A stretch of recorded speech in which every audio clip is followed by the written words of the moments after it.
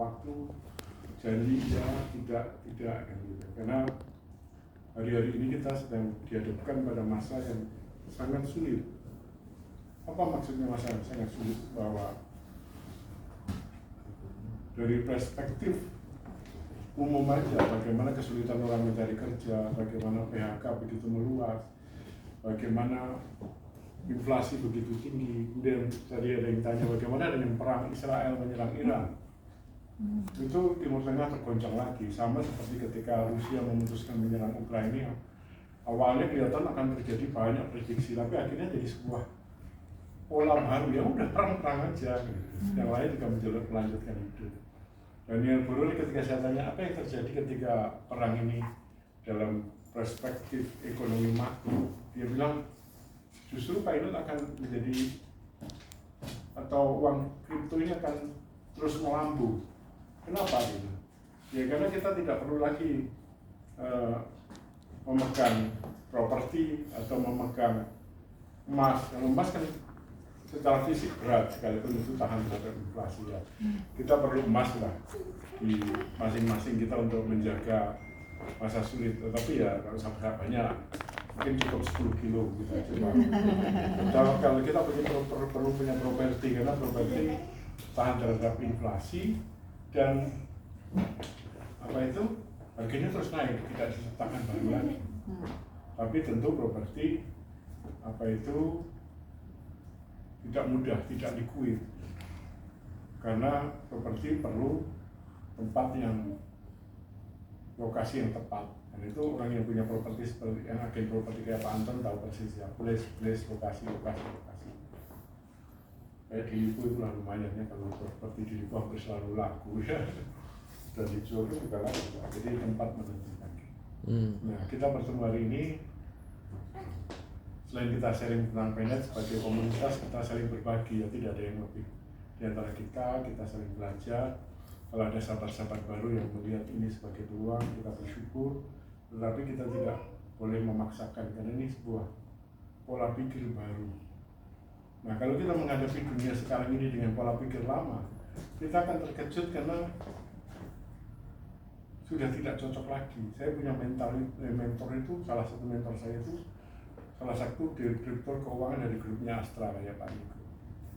Dia selalu menganalisa dan dia pintar baca laporan keuangan.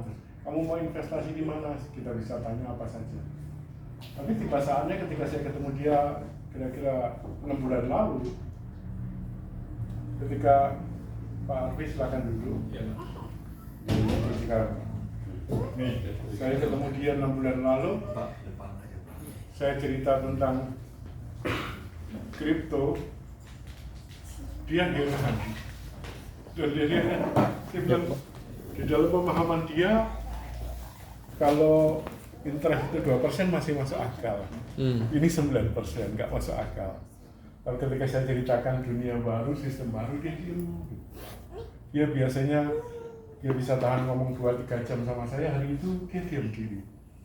Terus saya ceritakan dengan pola pikir yang baru. Seperti bangsa Israel kalau ada di Mesir, kemudian dia pindah ke tanah perjanjian, tapi banyak di antara mereka yang masih berpikir pola pikir Mesir. Enak ya jadi budak, enak ya jadi orang-orang yang terjajah. Padahal secara sistemik, sesungguhnya menurut Timothy Ronald, sahabatnya itu Marcel, itu pekerjaan itu adalah sebuah, saat ini kalau kita hati-hati, kita masuk sistem perbudakan yang baru. Pemerintah dengan mencetak uang saja, itu dia menggaji kita, sebenarnya kita menyerahkan diri dalam sebuah perbudakan. Karena harus berangkat pagi, pulang sore, kerja sampai kapanpun kita tidak pernah cukup. Ya, benar ini. Pak Niko nanti sebagai profesional, atau Pak Daniel sebagai ahli properti, atau Pak Ujo sebagai orang bisnismen akan tahu orang bekerja serajin apapun, kalau dia tidak melekat pada sang sumber pemberi hidup, dia akan mengalami kesulitan. Jadi kalau kita mengandalkan, saya selalu berpikir, kalau kita mengandalkan yang dari bumi saja, pasti kalah dengan urusan bumi. Ada yang lebih hebat dari kita. Karena itu kita perlu mengandalkan yang di atas bumi, yaitu hubungan kita dengan Tuhan, pribadi kita dengan Tuhan. Kalau saya hari-hari ini saya merenungkan Mazmur 23 kan, God is my shepherd. Kalimat itu yang saya pikirkan sampai saya baca sampai terakhir. Kebajikan yang mengikuti aku seumur hidupku itu berbicara sebuah bukan peranan Tuhan, peranan aku, tapi lebih kepada relation, hubungan antara sebuah pribadi dengan pribadi. Tuhan menyatakan dirinya seorang gembala, membandingkan di padang rumput hijau, green pasture, atau ke still water, air yang tenang, itu berbicara kedamaian yang teramat. Jadi bukan peran kita dengan hubungan dengan satu pribadi, Tuhan punya peran, tetapi sebuah relasi, hubungan, relation yang sangat kuat. Itulah yang membuat Daud mampu menerjemahkan hal-hal yang sebenarnya ada di Perjanjian Baru tapi sudah dikutuk oleh Daud. Itu kekuatan Daud. Nah, saya sering sama teman-teman bahwa masa di depan ini sangat sulit. Saya sebagai orang Kristen, saya mengutip di 2 Timotius 3, 1-5. Itu kan dikatakan bahwa akan datang masa yang sukar. Kita teliti terus, kemudian saya baca di Wahyu 6 ayat 6. Sejupak gandum sedinar, itu salah satu pengungkapan materai yang ke-6. Materai dan itu banyak penafsiran, tapi ditafsirkan bahwa inflasi yang sangat tinggi. Coba bayangkan, secupak gandum itu berarti 1,1 liter gandum atau makanan yang mahal. Oke, jelai lebih murah. Itu $1, satu dinar. 1 dinar itu orang kerja 1 hari. Jadi kalau kita kerja 1 hari hanya cukup untuk makan, akan tiba. Karena memang uang rupiah fiat itu dicetak tanpa dasar. Orang butuh cetak. Kemudian kita bangga dengan uang tabungan kita, deposito kita. Barusan saya ketemu kepala cabang BCA, dia cerita tentang ngajak investasi di banknya dia. Terus saya hubungan lama, jadi saya cerita dan dia mulai terbuka.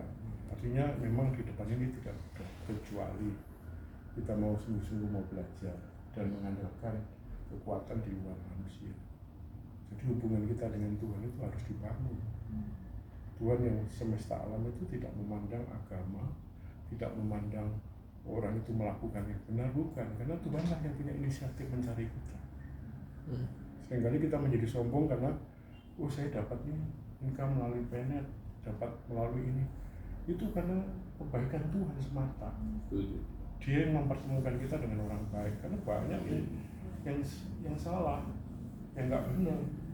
Makanya saya bersyukuri setiap momen ketika Tony mengirim, hendaklah kau menghargai orang-orang yang sudah memperkenalkan kita dengan hal baik. Itu artinya kita belajar bersyukur untuk apapun yang kita terima. Karena ke depannya ini kekuatan kita akan teruji di situ.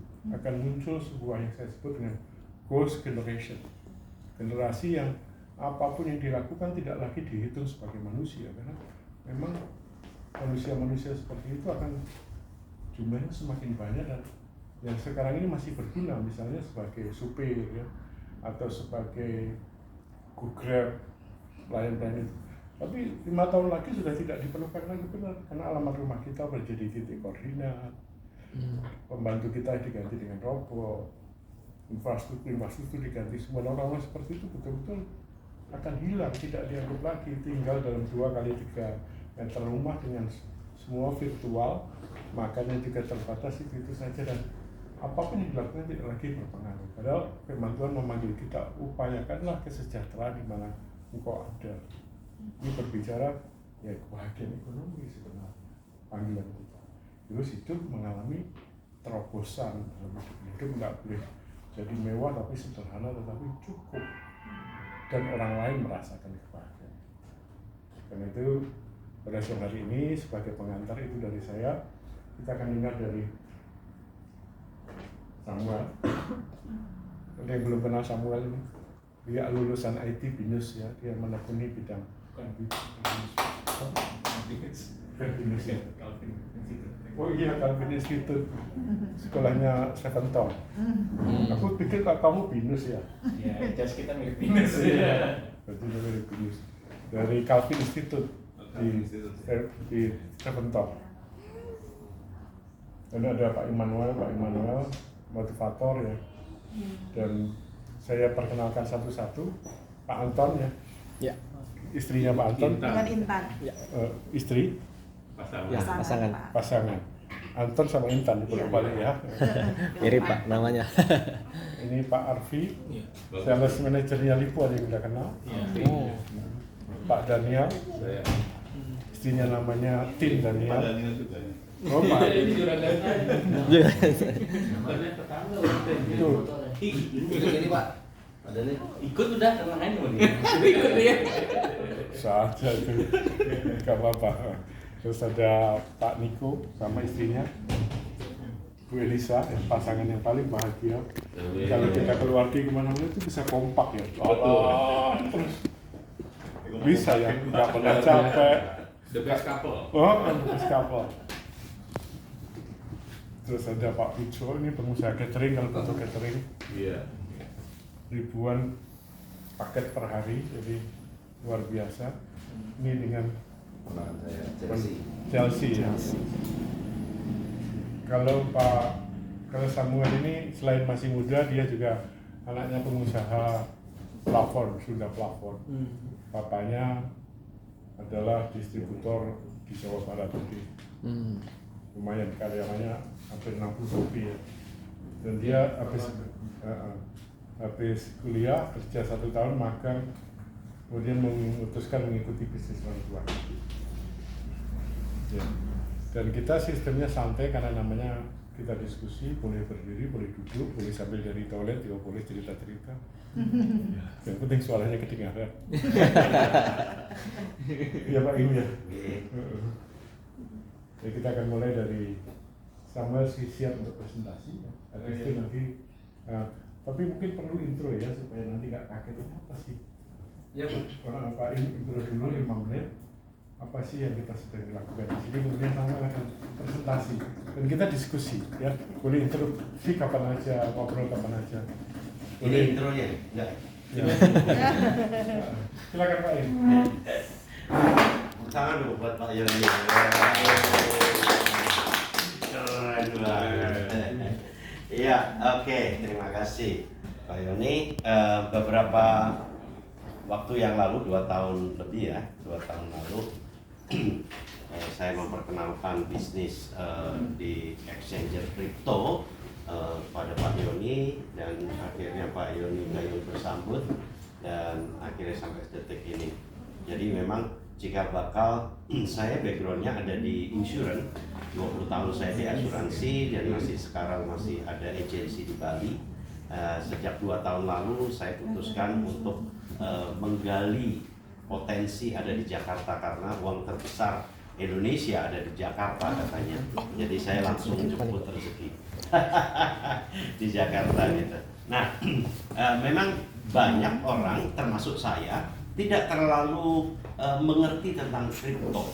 Bahkan cenderung sama sekali tidak mengerti kripto. Tahu tentang Bitcoin, Ethereum, Shiba dan lain, dengar-dengar aja. Apa sih sebetulnya itu saya kurang paham.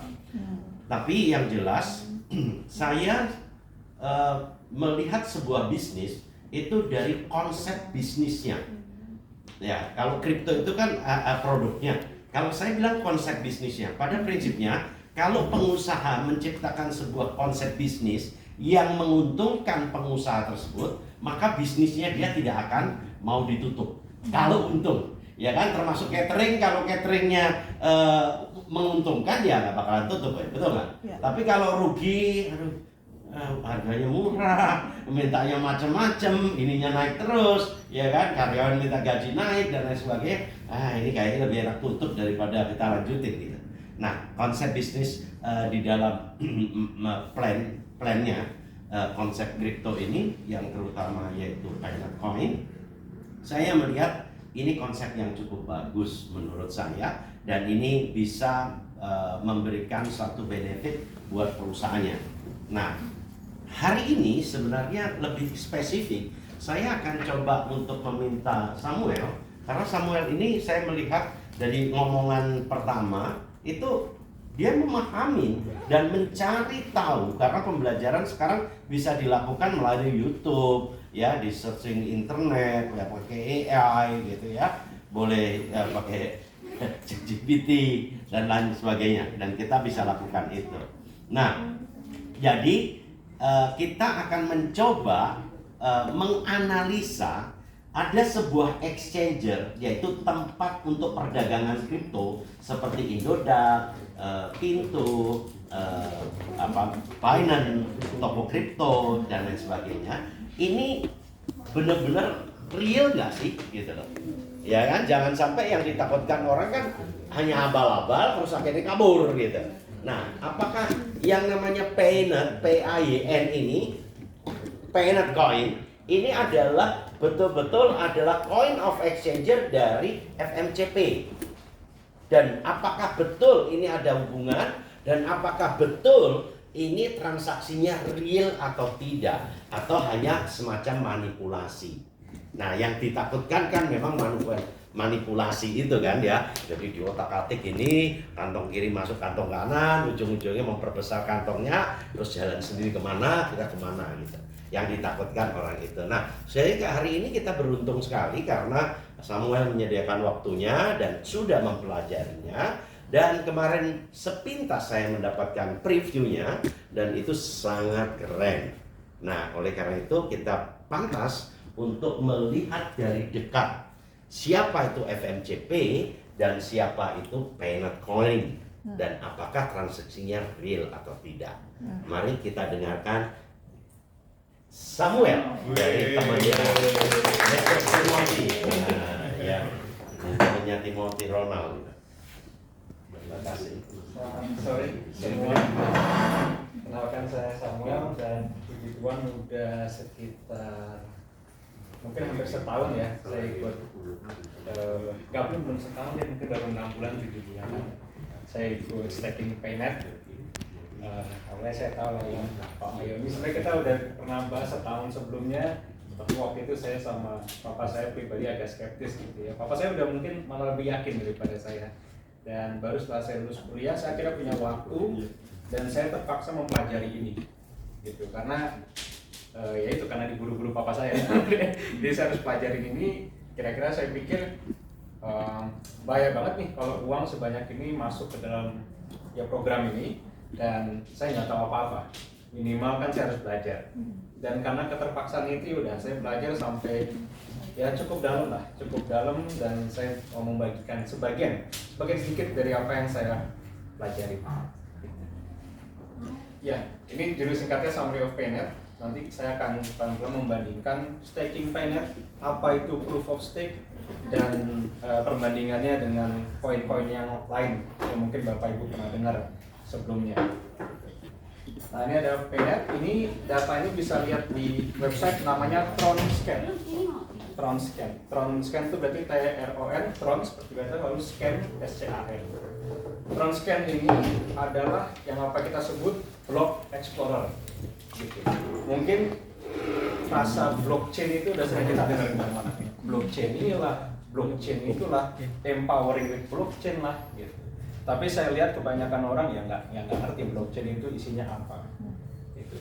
Blockchain itu intinya dimulai dari dulu Bitcoin. Ya, Bitcoin kita pasti sudah sering dengar, itu adalah proposal awalnya sistem blockchain ini. Blockchain itu adalah public ledger, buku besar yang terbaca secara publik.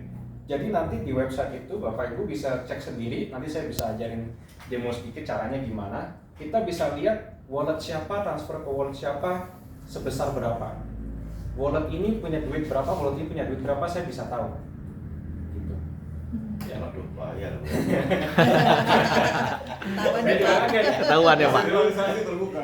Dulu kalau tahu saya juga kaget, tapi ini yang membuat teknologi ini sangat menarik dan sangat baru bagi peradaban manusia sebenarnya, cukup revolusioner. Karena dari dulu kan yang handle transaksi kita itu kan bank, ya kan, kita cuma tahu saya mau kirim ke B, maka yang cuma tahu transaksi adalah saya dan si B, gitu.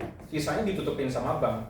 C nggak akan tahu bahwa saya mau transfer ke B, D nggak akan tahu kalau saya mau transfer ke B, dan seterusnya. Jadi dari dulu tuh sistem pembayaran dan finansial kita itu ditutupin sama pihak ketiga yang namanya bank ini, gitu. Tapi setelah adanya konsep blockchain dan public ledger ini, kita akan tahu kamu transfer ke siapa dan siapa transfer ke kamu. gitu. Sebenarnya nggak akan tahu banget sih, karena nanti walletnya itu kan wallet dompet yang isinya aset-aset kita ini, uang kita ini dalam bentuk cryptocurrency ini kan nanti biasanya adalah sebuah urutan angka dan huruf yang random gitu, secara acak. Jadi nggak akan ada tuh namanya Pak Immanuel Tikto di situ, nanti nggak akan ada. Tapi cuman ada apa urutan angka dan huruf secara acak. Gitu. Contohnya ini adalah ini kalau dilihat di dashboardnya Penet Coin, ya kita punya total supply 560 juta token. Kalau Bitcoin itu kalau nggak salah batas supply itu 21 juta. Ya. Jadi di dunia ini sampai dunia ini kiamat gitu ya, cuman akan hanya ada 21 juta koin dan itu nggak bisa diubah. Kenapa? Ya terus terang saya belum bisa jelaskan di sini karena itu bahasanya cukup panjang gitu. Jadi istilahnya 21 juta Bitcoin ini nggak akan bisa diubah sampai kapanpun oleh siapapun gitu ya. Karena sekalinya program itu berjalan, program itu nggak akan berhenti. Itu juga kenapa blockchain ini orang tuh ada yang takut, orang ada yang optimis gitu ya, wah ini teknologi yang sangat berbeda. Nah sekarang yang kemungkinan besar yang teman-teman pegang semua, Bapak Ibu pegang semua nih jumlahnya segini kira-kira. Ini yang ada di pasaran sekarang, gitu. Circulating supply. Ini yang ada di exchanger, yang ada di dompet, yang ada di wallet top holdernya Penet Coin. Nanti saya kasih lihat juga, gitu ya. Berarti nanti mungkin ini kira-kira sisanya ya paling 10.000 ya, 10.000 token yang masih belum di-unlock. Gitu. Ini Dan juga sekarang, sama ya, nggak bisa dirubah ya. 560 juta ini sama. udah mentok ya. Sama iya. Jadi ada di dunia blockchain itu ada namanya smart contract. Gitu. Smart contract itu dia tuh program kalau sudah berjalan, itu dia nggak akan berhenti. Dia nggak akan berhenti selama networknya ini, node-node-nya ini setuju untuk program ini tetap berjalan. Gitu. Nah itu nanti kita bisa lihat dari pembahasan singkat ini aja, ini bercabangnya kemana-mana nih gitu. Karena memang ini topik yang nggak bisa dibahas secara singkat.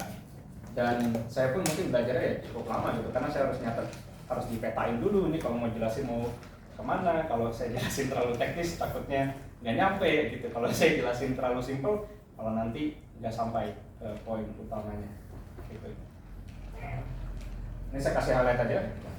Nah ya, ini kan ada 3 bagian ya. 3 bagian kita udah lihat, saya tadi sempat sebutin kalau di blockchain itu kita tuh punya public address. Public address ini adalah serangkaian huruf dan angka yang diatur secara acak ini. Yang ngatur siapa? Yang ngatur ya ada yang namanya fungsi ya randomizer gitu ya. Fungsi random itu intinya saya masukin input, misalkan saya masukin nama saya Samuel, yang keluar adalah TQVLK, C huruf besar, H huruf kecil, G huruf kecil, Z huruf besar, dan seterusnya. Itu fungsi randomizer dan itu kenapa disebut crypto. Crypto itu kan kriptik gitu ya, dienkripsi. Jadi dengan ini nama saya terlindungi.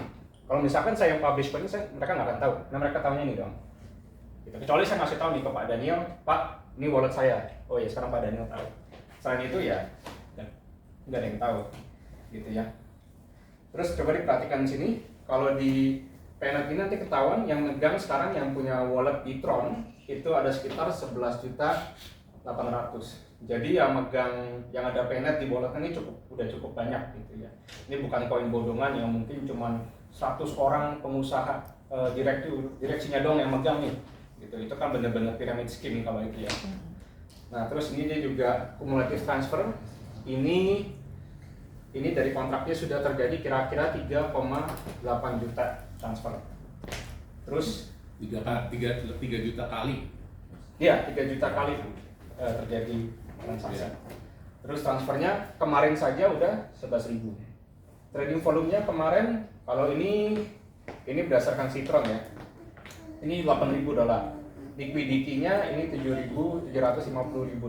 Nah, liquidity ini yang dimaksud adalah liquidity di decentralized exchange. Jadi kalau Bapak Ibu udah pernah install Indodax, pasti udah pernah sering dengar Indodax. Indodax itu kita sebut dengan centralized exchange karena semuanya diatur oleh satu entitas di tengah.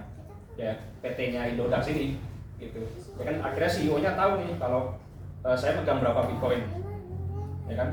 Siapa sih nama CEO-nya itu saya lupa sih, Oscar. Oscar. Semuanya. Bos Darmawan tahu kalau Pak Im punya sekian Ethereum, nilai rupiahnya berapa, dia tahu semua. Itu namanya centralized exchange, dan itu yang mau kita hindari. Jadi kalau di centralized exchange itu nanti saya nggak akan tahu saya tukar koin itu sama siapa. Gitu. Saya bisa tukar Bitcoin saya dengan USDT sama Pak Daniel, tapi saya nggak tahu itu sebenarnya Pak Daniel gitu. Karena namanya terenkripsi, namanya kayak begini juga, saya nggak akan tahu ini siapa gitu. Tapi ya udah, dia kebetulan mau koin saya dan saya mau koin dia, ya kita tukar. Nah, namanya juga exchange kan, kita tukeran. Kita di Indodax ngapain? Kita mau tukar Bitcoin sama rupiah, ya kan? Kita mau tukar Ethereum sama rupiah. Kita trading itu kan kita tukar barang sama rupiah. Gitu. Nah, ini saya jelasin istilahnya aja. Ini baru sementara ya, karena menurut saya kalau ya Bapak Ibu ketemu istilah-istilah ini udah mulai kira-kira udah paham sedikit gitu lah. Biar kripto ini tidak menjadi sesuatu yang dikenal ya selalu jahat, selalu penipuan. Sebenarnya kalau dipelajari ya ini nggak salah-salah banget gitu loh. Ini namanya juga sistem baru, orang kalau nggak paham ya orang nggak bisa dibohongin atau orang bisa membohongi. Bener nggak? Kalau orang pintar tuh orang bisa membohongin, kalau orang bodoh bisa dibohongi. Gitu. Satu-satunya opsi apa? Ya kita harus belajar. Ini kalau yang merah tadi transaksi 24 jam ya Pak? Ya, transaksi dalam 24 jam, yesterday. Kalau ini enggak, ini yang sekarang ada 11.000 yang megang koinnya. Gitu. Dan Paynet ini setahu saya dia pernah pindah smart contract, tapi masih di blockchain-nya Tron juga. Nah itu istilah yang beda lagi gitu ya, itu belum sempat saya jelasin. Nah, jadi Paynet ini sebenarnya adalah, kalau yang sudah saya lihat ya selama 7 bulan megang koin ini dan udah staking, udah nikmatin hasilnya, dan ya saya sampai bisa pede ngasih tahu kalau ya ini koinnya benar-benar utility coin. Utility coin itu intinya koin ini bisa dipakai, bukan koin yang sekedar kamu simpen, harga naik kamu jual, harganya drop. Ya kan? Kalau itu kan sama kayak meme coin yang ada di luar sana, ada Shiba Inu, ada Dogecoin. Kalau Bapak Ibu belum familiar, itu koin-koin yang ada muka anjingnya. Muka anjing kartun, terus udah harganya naik turun sesuai sama si bandarnya. Yang kontrol itu bandarnya gitu. Kalau Paynet itu bukan kayak Shiba Inu, Dogecoin. Kita bisa pakai Paynet itu untuk bayar tiket pesawat di Geotrip. Ini ada saksi hidupnya, ada Pak Im. Udah pernah pakai, udah pernah pesan. Lalu ada FMC Pay, ya kan? FMC Pay Paynet dipakai untuk biaya withdrawal, untuk biaya biaya withdrawal harus bayar 10 Paynet, nanti bisa turun ke 5 Paynet dan seterusnya tergantung trading volume kita. Semakin tinggi trading volume kita, nanti FMC Pay akan menurunkan fee-nya itu, trading fee dan withdrawal fee-nya bisa diturunkan. Lalu juga ada Coin Cap Plus. Dan kita bisa lihat ya teman-teman, kalau Paynet ini nggak seperti koin-koin bodong yang mungkin Bapak Ibu pernah diajak invest gitu. Ya udah yang invest ya udah masukin duit aja. Aku berharapnya ada naik, wes, gitu kan. Kalau ini enggak, Paynet itu saya lihat pelan-pelan dia sudah lama udah membangun yang namanya infrastruktur. Infrastruktur ini penting untuk bisnis karena nanti jika dia udah di skala yang cukup, semua komponen infrastrukturnya ini akan berfungsi dan menghasilkan. Gitu. Contohnya nih ya, dia udah punya crypto exchange, ya kan? Udah punya crypto exchange, terus dia mau bangun apa lagi? Kalau crypto exchange kan ya udah dia akan selamanya dikenal sebagai crypto exchange gitu. Dia nggak ada nilai lain. Paynet akan selamanya di trading sono sini udah cuma buat jual beli doang. Ya, nilainya tuh full spekulasi. Tapi kalau dia dipakai, nilainya akan setidaknya lebih stabil. Dipakainya untuk apa? Untuk pesan tiket pesawat, ya kan? Booking hotel. Ini gunanya Geotrip. Nanti bisa dicek di App Store sama si Google Play Store. Lalu ada CoinCapNews. CoinCapNews ini fungsinya sama seperti CoinMarketCap dan CoinGecko. Jadi CoinMarketCap, CoinGecko, dan CoinCapNews ini website yang menampilkan data harga gitu. Pasti Bapak Ibu pernah lihat, oh Bitcoin segini, Ethereum segini, Solana segini gitu. Itu biasanya yang punya daftarnya tuh CoinCapNews, CoinGecko, CoinMarketCap. Mereka ada infonya, misalkan ini total supply-nya berapa, yang udah bersirkulasi sekarang berapa, terus ini dia ada di blockchain apa, itu infonya ada semua di CoinCapNews. Gitu. Jadi ini yang menurut saya salah satu poin terbesar yang meyakinkan saya kalau bisnis ini setidaknya jauh lebih legitimate, jauh lebih meyakinkan daripada program-program yang ditawarin yang di luar sana gitu, ya kan? Nah, kemarin di grup Manage Support, kebetulan ini salah satu ownernya, Mr. Tony, dia sempat merangkumkan beberapa fakta ini. Dan ini menurut saya juga sudah sangat membedakan dari ya sekali lagi semua tawaran investasi di luar sana. Ya, kita sudah tahu tadi kalau FMCP itu ekosistemnya atau infrastrukturnya itu udah ada si Heyotrip, udah ada CoinCapNews, dan udah ada si FMCP itu sendiri exchangernya. Gitu. Dia sudah bilang sendiri top 3 world statistik market CoinCapNews. Jadi karena website ini intinya meringkas statistik koin, supply-nya, harganya, ya. Dan saya udah bandingkan CoinCapNews sama CoinMarketCap, memang ya kurang lebih 11-12 lah, fiturnya nggak banyak jauh berbeda kok. Gitu. Apanya nggak jauh beda? Ininya Pak, tampilannya, isinya info yang disajikan kurang lebih sama. Kurang lebih sama. Terus top 70 world exchange, berkat trading volume yang cukup tinggi di FMCP, kita udah termasuk top 70 secara global. Gitu. Jadi kalau Bapak Ibu nanti telusuri pelan-pelan, di luar sana tuh tiap-tiap negara tuh pelan-pelan membangun crypto exchange gitu. Karena mereka melihat kalau ini kesempatan besar untuk membangun bisnis crypto exchange. Di Amerika sendiri pun udah banyak banget tuh. Udah ada yang pernah jadi kambing hitam penipuan, FTX kalau pernah dengar. Ya, FTX itu scam yang sangat besar di sana kan. Dan ya itu 2022 tuh orang langsung skeptis kripto tuh, waduh ini ada penipuan besar-besaran ya kan, exchange-nya udah di endorse sama apa namanya, sama selebriti, sama pemain NBA, tapi malah ternyata dia nipu nasabahnya sendiri. Itu yang membuat, menurut saya itu salah satu event yang membuat orang tuh akhirnya takut lagi sama kripto gitu. Padahal kripto tuh udah mulai dinormalisasi gitu ya. Terus ada market information page nih, newsfmcp.com juga dia banyak menyajikan berita-berita umum seputar pergerakan harga Bitcoin, keadaan makroekonomi gitu kan. Kalau misalkan si Donald Trump tanda tangan bill ini gitu, Bitcoin naik. Donald Trump isu sama si Elon Musk, Bitcoin turun gitu kan, dan seterusnya. Mungkin itu beberapa kita udah lihat sendiri ya di berita belakangan ini. Dan platform Heyotrip sudah pernah dipakai dan udah pasti bisa pakai Paynet untuk bayar jasa-jasa di situ. Gitu. Achievementnya juga sudah banyak, 12 million users, udah banyak yang daftar dan sudah KYC 4 juta. KYC itu know your customer, berarti mereka sudah submit identitas ya, data identitas negaranya ke FMCP sebagai bukti bahwa ini sebenarnya ini persyaratan di US ya, karena dia kan terlisensi di US itu mewajibkan crypto exchange itu punya KYC gitu.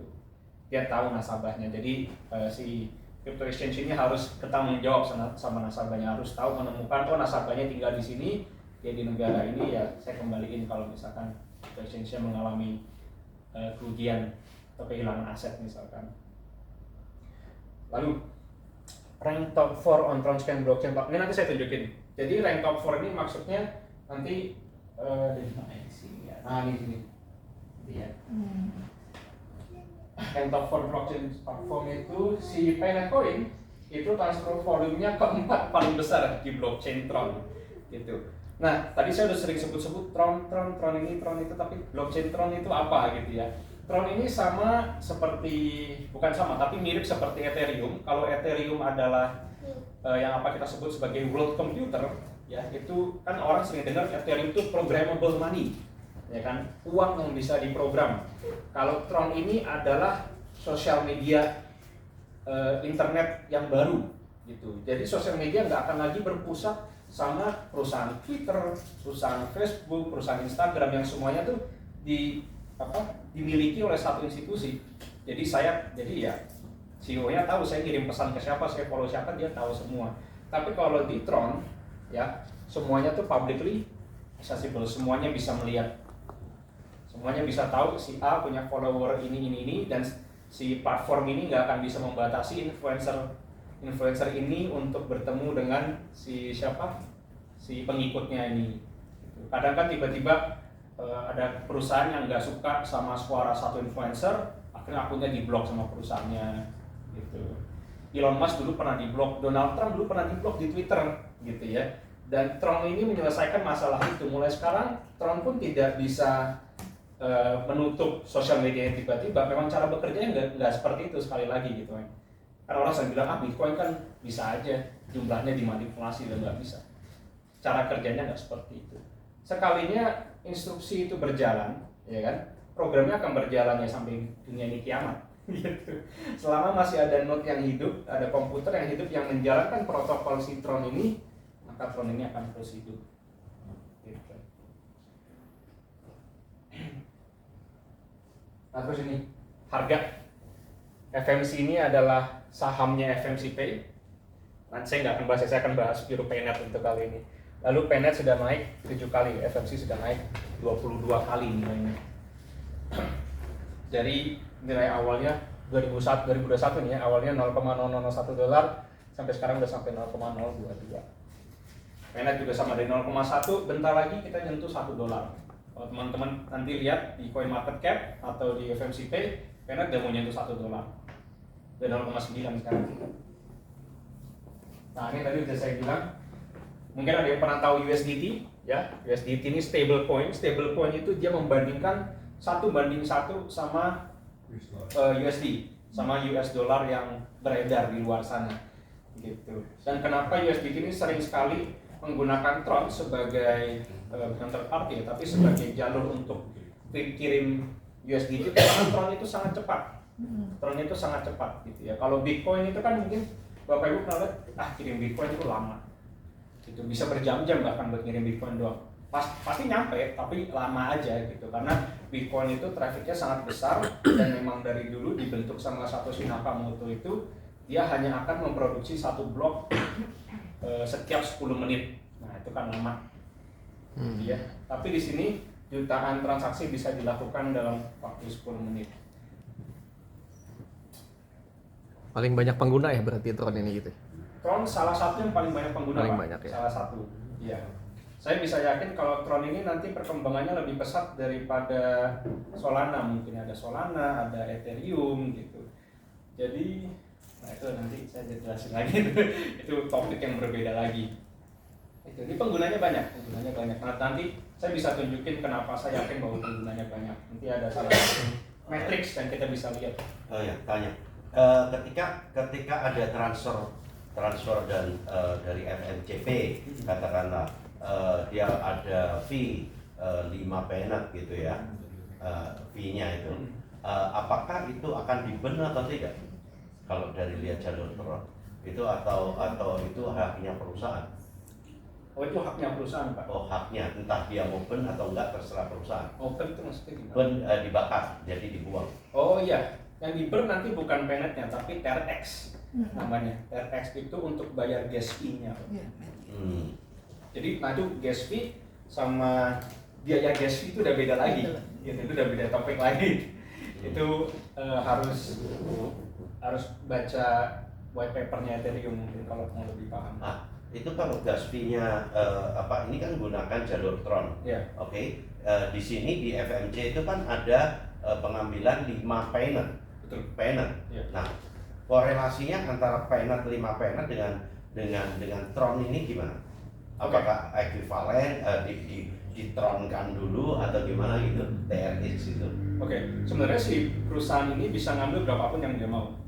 Kalau misalkan ya, saya FMCP ini Pak. Yeah. Pak E mau transfer 100 Paynet ke Pak Mayoni misalkan. Saya mau mewajibkan Pak E harus bayar 20 Paynet ke saya yang nyampe Pak Mayoni cuma 80 Paynet. Itu bisa. Itu nggak akan di-convert ke TRX, mereka nggak butuh. Karena FMCP pasti sudah beli TRX dalam jumlah banyak. Gitu. TRX pun ini supply-nya nggak limited Pak. Supply-nya infinite, iya. Ada algoritma deflasinya, ada algoritma inflasinya. Supaya orang ketika bayar gas fee-nya tuh tidak terlalu tinggi dan tidak terlalu rendah. Itu ada.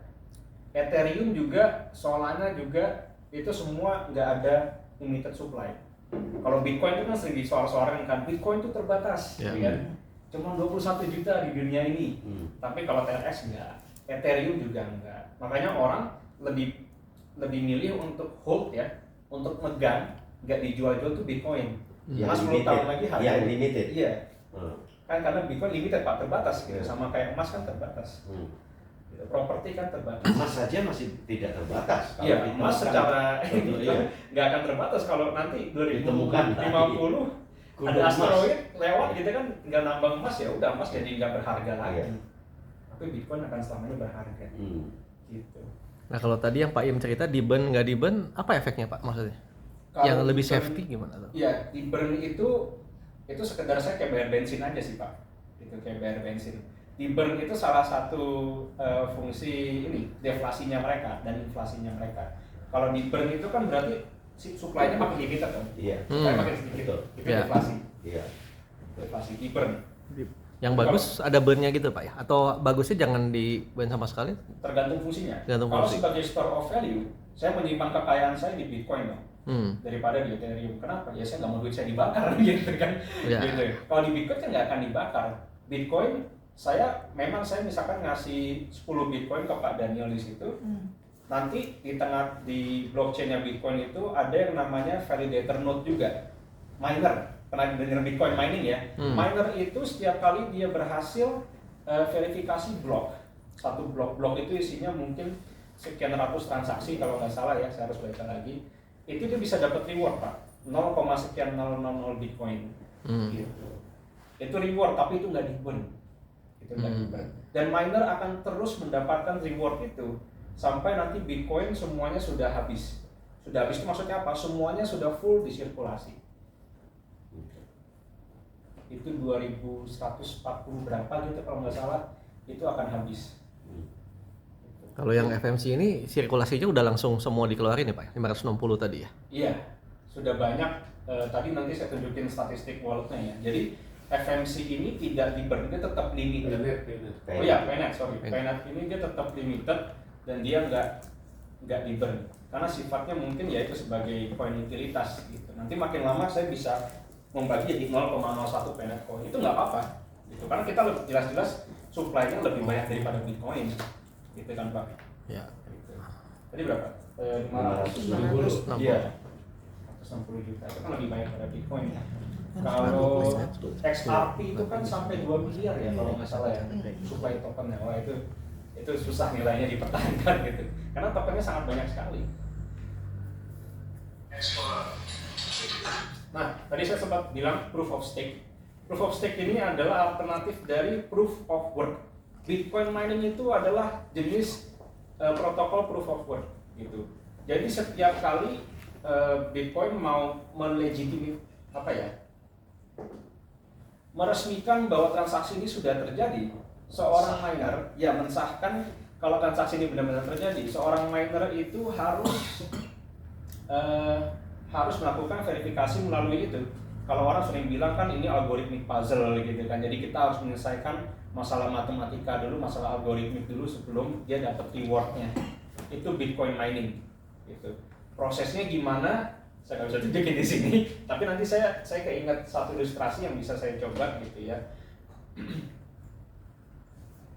Ya nanti saya bisa tunjukin kalau ini. Tapi kalau Bitcoin mining ini dia sangat boros energi. Listrik tuh butuh banyak banget gitu ya. Mungkin kalau Bapak Ibu pernah lihat-lihat di YouTube videonya cara Bitcoin mining itu seperti apa gitu ya. Itu komputer berjejer semua, gudangnya panas gitu kan. Dia kabel di mana-mana, biaya listriknya luar biasa mahal. Nah itu Bitcoin mining seperti itu. Dan dulu sebelum energi alternatif itu umum gitu ya, solar panel dan wind turbine dan sebagainya, mereka pakai listrik negara gitu. Listrik negara dulu ya masih bakar fossil fuel gitu loh. Dan itu yang membuat orang skeptis sama Bitcoin. Wah, Bitcoin itu merusak lingkungan dan sebagainya gitu. Karena ya memang dulu teknologinya belum bisa ngikutin perkembangan Bitcoin. Iya Pak. Terima kasih.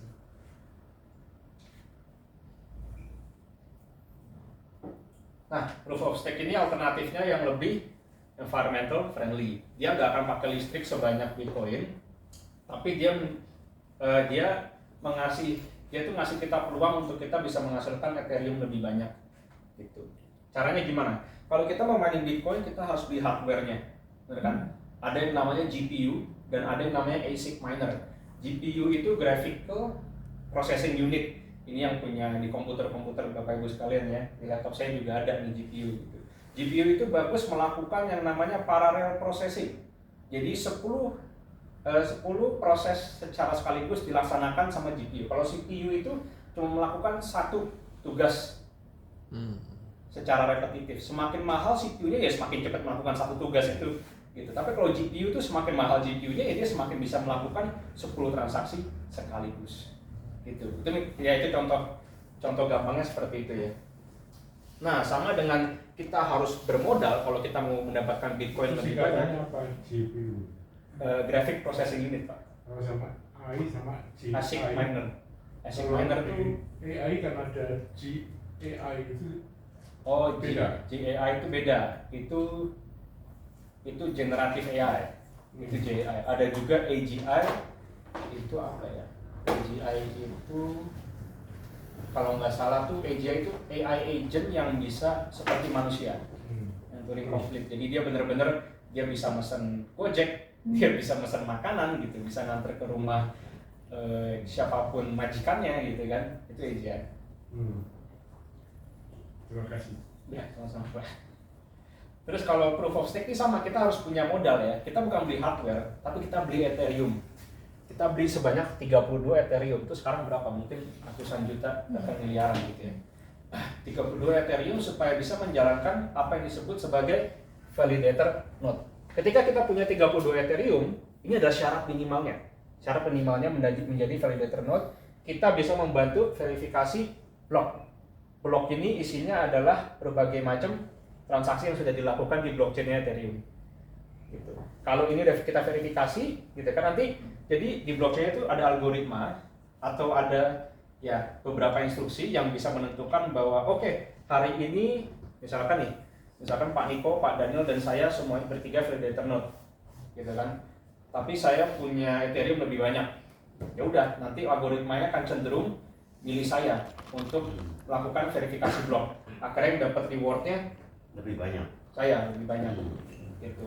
Nanti Pak Niko sama Pak Daniel bisa berlomba untuk ikut berlomba untuk verifikasi blok ini, karena kan sudah staking Ethereum-nya, gitu. Tapi nanti rewardnya lebih sedikit.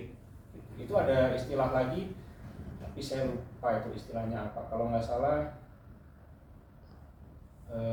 apa ya? Pokoknya ada, karena kalau Bitcoin mining itu yang menang tuh cuman yang berhasil verifikasi. Kalau dia nggak berhasil, ya udah dia udah ngisep listrik seberapa banyak itu dia tetap nggak bisa menang, nggak dapat apa-apa. Makanya rugi ya. Itu bisa rugi, ya Bitcoin bisa rugi Pak. Bitcoin bisa rugi gara-gara sistem proof of work itu, karena runner up-nya tuh nggak dapat apa-apa, juara duanya tuh nggak dapat hadiah, hanya ada juara satu. Tapi kalau di kebanyakan sistem proof of stake bisa ada juara satu, juara dua, juara tiga dan seterusnya. Gitu. Jadi sama. Dari 32 ETH bisa dapat berapa persen? Oh ini enggak, ini bukan istilah.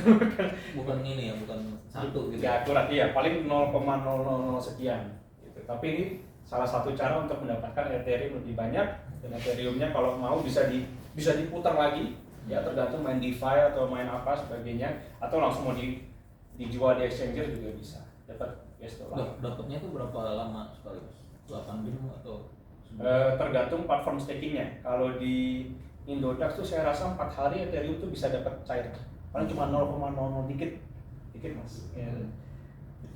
Ini apakah yang mendasari seperti Paynet ini melakukan proof of stake juga itu? Iya. Jadi sama juga kita. Nah, bedanya apa dengan kalau ini kan beli Ethereum-nya, ya kan, lalu di stake gitu. Iya. Ini beli Paynet-nya di stake gitu. Iya. Ya sama ya itu ya. Sama. Makin banyak, Iya. makin tetesannya makin banyak. Betul. Makin banyak kamu Oh, staking, iya, betul. kamu Gitu, akan Pak. semakin dipilih untuk jadi validator node Sama, yang tetesannya memverifikasi sama. blok ini. Iya. Jadi menurut saya makanya mungkin kalau Iya. nanti ya ikut-ikut yang baru gitu ya, mungkin belajar sistemnya proof of stake, sebenarnya masuk akal. Semakin banyak kamu naruh uang Iya. yang sebagai kolateral, kamu bisa earn lebih banyak. Gitu. Bedanya kalau di Ethereum, orang itu kadang pakai jaringannya, kadang enggak. gitu. Pakai apa? Pakai jaringan. Oh jadi jaringannya ada juga ETH juga. Ada. Ada. Emang? ETH tuh ada. Kalau nggak pakai jaringan sama pakai jaringan apa bedanya? Semuanya harus pakai jaringan. Jadi gini Pak, kadang kalau lagi crypto winter, orang tuh skeptis sama crypto. Orang jadi nggak mau main crypto lagi. Ya. Gitu kan. Crypto itu ekosistemnya luas sekali. Ada NFT, tahu kan NFT kan Ya. gambar-gambar video-video GIF Ya. yang dijual 1 Ethereum, gue gila ngapain beli gambar gitu bisa gue download gitu kan. Harganya ratusan juta gitu. Itu ada gitu. NFT itu seperti itu. Ada juga namanya DeFi, Decentralized Finance ya. Centralized Finance itu intinya ya kita deal cuman dua party aja nih, dua pihak ini. Misalkan saya vendornya Pak Im bayar saya, perusahaan saya untuk bangun rumah gitu. Ya udah kita berdua kita tulis nih perjanjiannya. Kalau misalkan bagian depan rumah selesai, kamu dapat segini gitu. Misalkan pembayaran rumahnya bertahap gitu ya. Itu bisa diprogram di yang namanya smart contract. Gitu, smart contract. Ketika smart contract ini berjalan, itu udah nggak bisa direvisi. Jadi nggak bisa nih. Jadi nggak bisa rumah itu selesai gitu ya. Pak ini belum bayar nggak bisa, saya udah pasti terima. Oh. Nah itu ada masuk lagi ke dalam kelas aset, bukan kelas aset maaf, ke dalam salah satu bidang kripto yang namanya RWA ya kalau nggak salah, Real World Asset Tokenization atau digitalization gitu. Jadi aset-aset yang kita punya yang benar-benar fisik ada, entah itu emas, entah itu rumah, itu bisa jadi digital. Itu sektor yang sangat hot di pas Desember kemarin, itu sektor yang sangat hot gitu. Jadi kita punya fisik emas terus dibikin digital gitu. Iya, dibikin digital. Rumah dibikin digital. Perjanjian antara perusahaan dibikin digital gitu Pak. Itu smart contract itu seperti itu. Maksudnya dibikin digital apa fungsinya Pak? Buat Dibikin digital transaksi ya buat supaya apa? nggak ada kedua pihak ini nggak bisa saling mencurangi gitu loh Pak. Nggak bisa saling mencurangi. Kontraktor sering kan nggak dibayar, rumah udah jadi nggak dibayar. Ya rugi dong. Gitu. Nggak dibayar, tagih-tagih nggak mau ditagih. Gitu. Tapi kalau setelah melalui digitalisasi ini, smart contract itu bisa tahu kalau rumahnya itu udah jadi, smart contract-nya tahu. Gitu, bisa dikirim. Wujudnya seperti apa kita belum tahu. Tapi teknologi kita makin dekat makin ke situ. Oh ini belum jadi ya ceritanya? Belum jadi. Tapi lagi di research Pak, terutama di Amerika sana. Nanti ada yang namanya RWA versi katanya RWA, Real World Asset. Real World Asset ya. Real World Asset. Kan saya bisa aja kan sekarang AI canggih ya. AI canggih, kita bisa tahu di makanan berapa kalori gitu kan. Di foto aja makanan berapa kalori gitu. Kan banyak aplikasi. Saya nanti juga bisa punya AI, bisa tahu di rumah udah selesai apa enggak. Selesai udah. Jadi kayak cair deh ke saya. Itu otomatis cair langsung Pak? Otomatis. Smart contract tuh gitu. Bitcoin gitu. Ketika udah jalan udah gak ada yang bisa berhentiin. Nah, yang logik bagaimana mengkaitkan presentasi ini kepada staking payment. Itu salah satunya tadi kan, kalau saya pakai ETH 10 kali lipat itu reward saya atau kesempatan saya untuk menjadi validator itu kan lebih cepat rewardnya, tapi lebih banyak kan. Lebih banyak juga. Ya sama, kalau di Paynet kan sama begitu. Kurang sama, iya. Persis sama. Lalu banyak pertanyaan, lalu mengapa perusahaan lakukan proof of stake? Jawabannya gimana? Kalau di Paynet? Proof of stake ya karena blockchain itu harus ada yang validasi Pak, harus ada yang verifikasi supaya semua orang mengakui bahwa blockchain ini berharga. Gitu loh. Ethereum kan berharga karena dia punya smart contract Pak. Ya, enggak, maksudnya kalau Paynet ini kan seseorang memasukkan uang atau minimal seseorang membeli Paynet lalu di stake ya, diberikan lagi kepada perusahaan dan perusahaan memberikan reward kan, yaitu dalam bentuk tetesan itu kan. Nah, fungsinya apa? Dia melakukan proof of stake atau kok tidak melakukan proof of work misalkan begitu? Oh oke. Kalau proof of work satu gampang. Proof of work itu susah dan tidak accessible. Jadi nggak semua orang bisa melakukannya. Gitu. Jadi sebenarnya proof of stake itu lebih centralized, lebih simple karena udah ada yang ngatur. Ada orang di tengah yang ngatur. Ada Mr. Tony yang ngatur. Gitu. Sama kayak, sorry saya harus pakai pembanding Ethereum karena Orang kan kadang mikirnya Ethereum nggak scam, Paynet scam, misalkan gitu. Ya, saya pakai Ethereum karena Ethereum populer, CEO-nya ada, Paynet ada CEO-nya, FMCP ada CEO-nya, ya kan?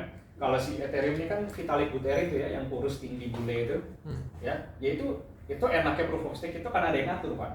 Udah diatur sama CEO-nya, udah dibuat protokolnya gitu loh Pak. Nih kamu sini, kamu validasi ini. Dan itu memang ada, sampai sekarang ada. Proof of stake. Ada. Ribetnya tapi nggak terlalu gede gitu ya. Iya, rewardnya Karena sih udah jalan dia. Iya. Sebenarnya definisi lebih tepatnya kalau Pak In staking lebih banyak, probabilitas Pak In dipilih untuk memverifikasi blok ini lebih tinggi. Oh, Probabilitas ya Pak ya, nggak pasti dipilih, tapi probabilitasnya lebih tinggi. berapa juga 2 kali 2.500 US. Tapi kalau ini, nah nanti kalau masing-masing kan aplikasi Indodax. Banyak. Nanti kalau lihat buka Indodax itu paling persyaratannya 0,5 Ethereum. Itu misalkan lu staking. Karena si Indodax ini udah punya beberapa validator node yang jalan. Gitu. Namanya mining pool.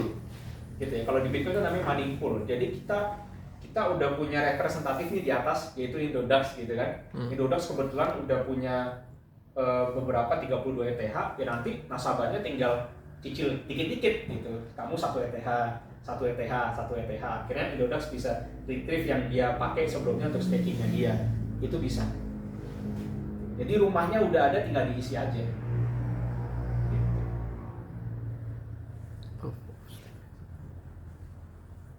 Nah ini ya, tadi simpelnya staking ya.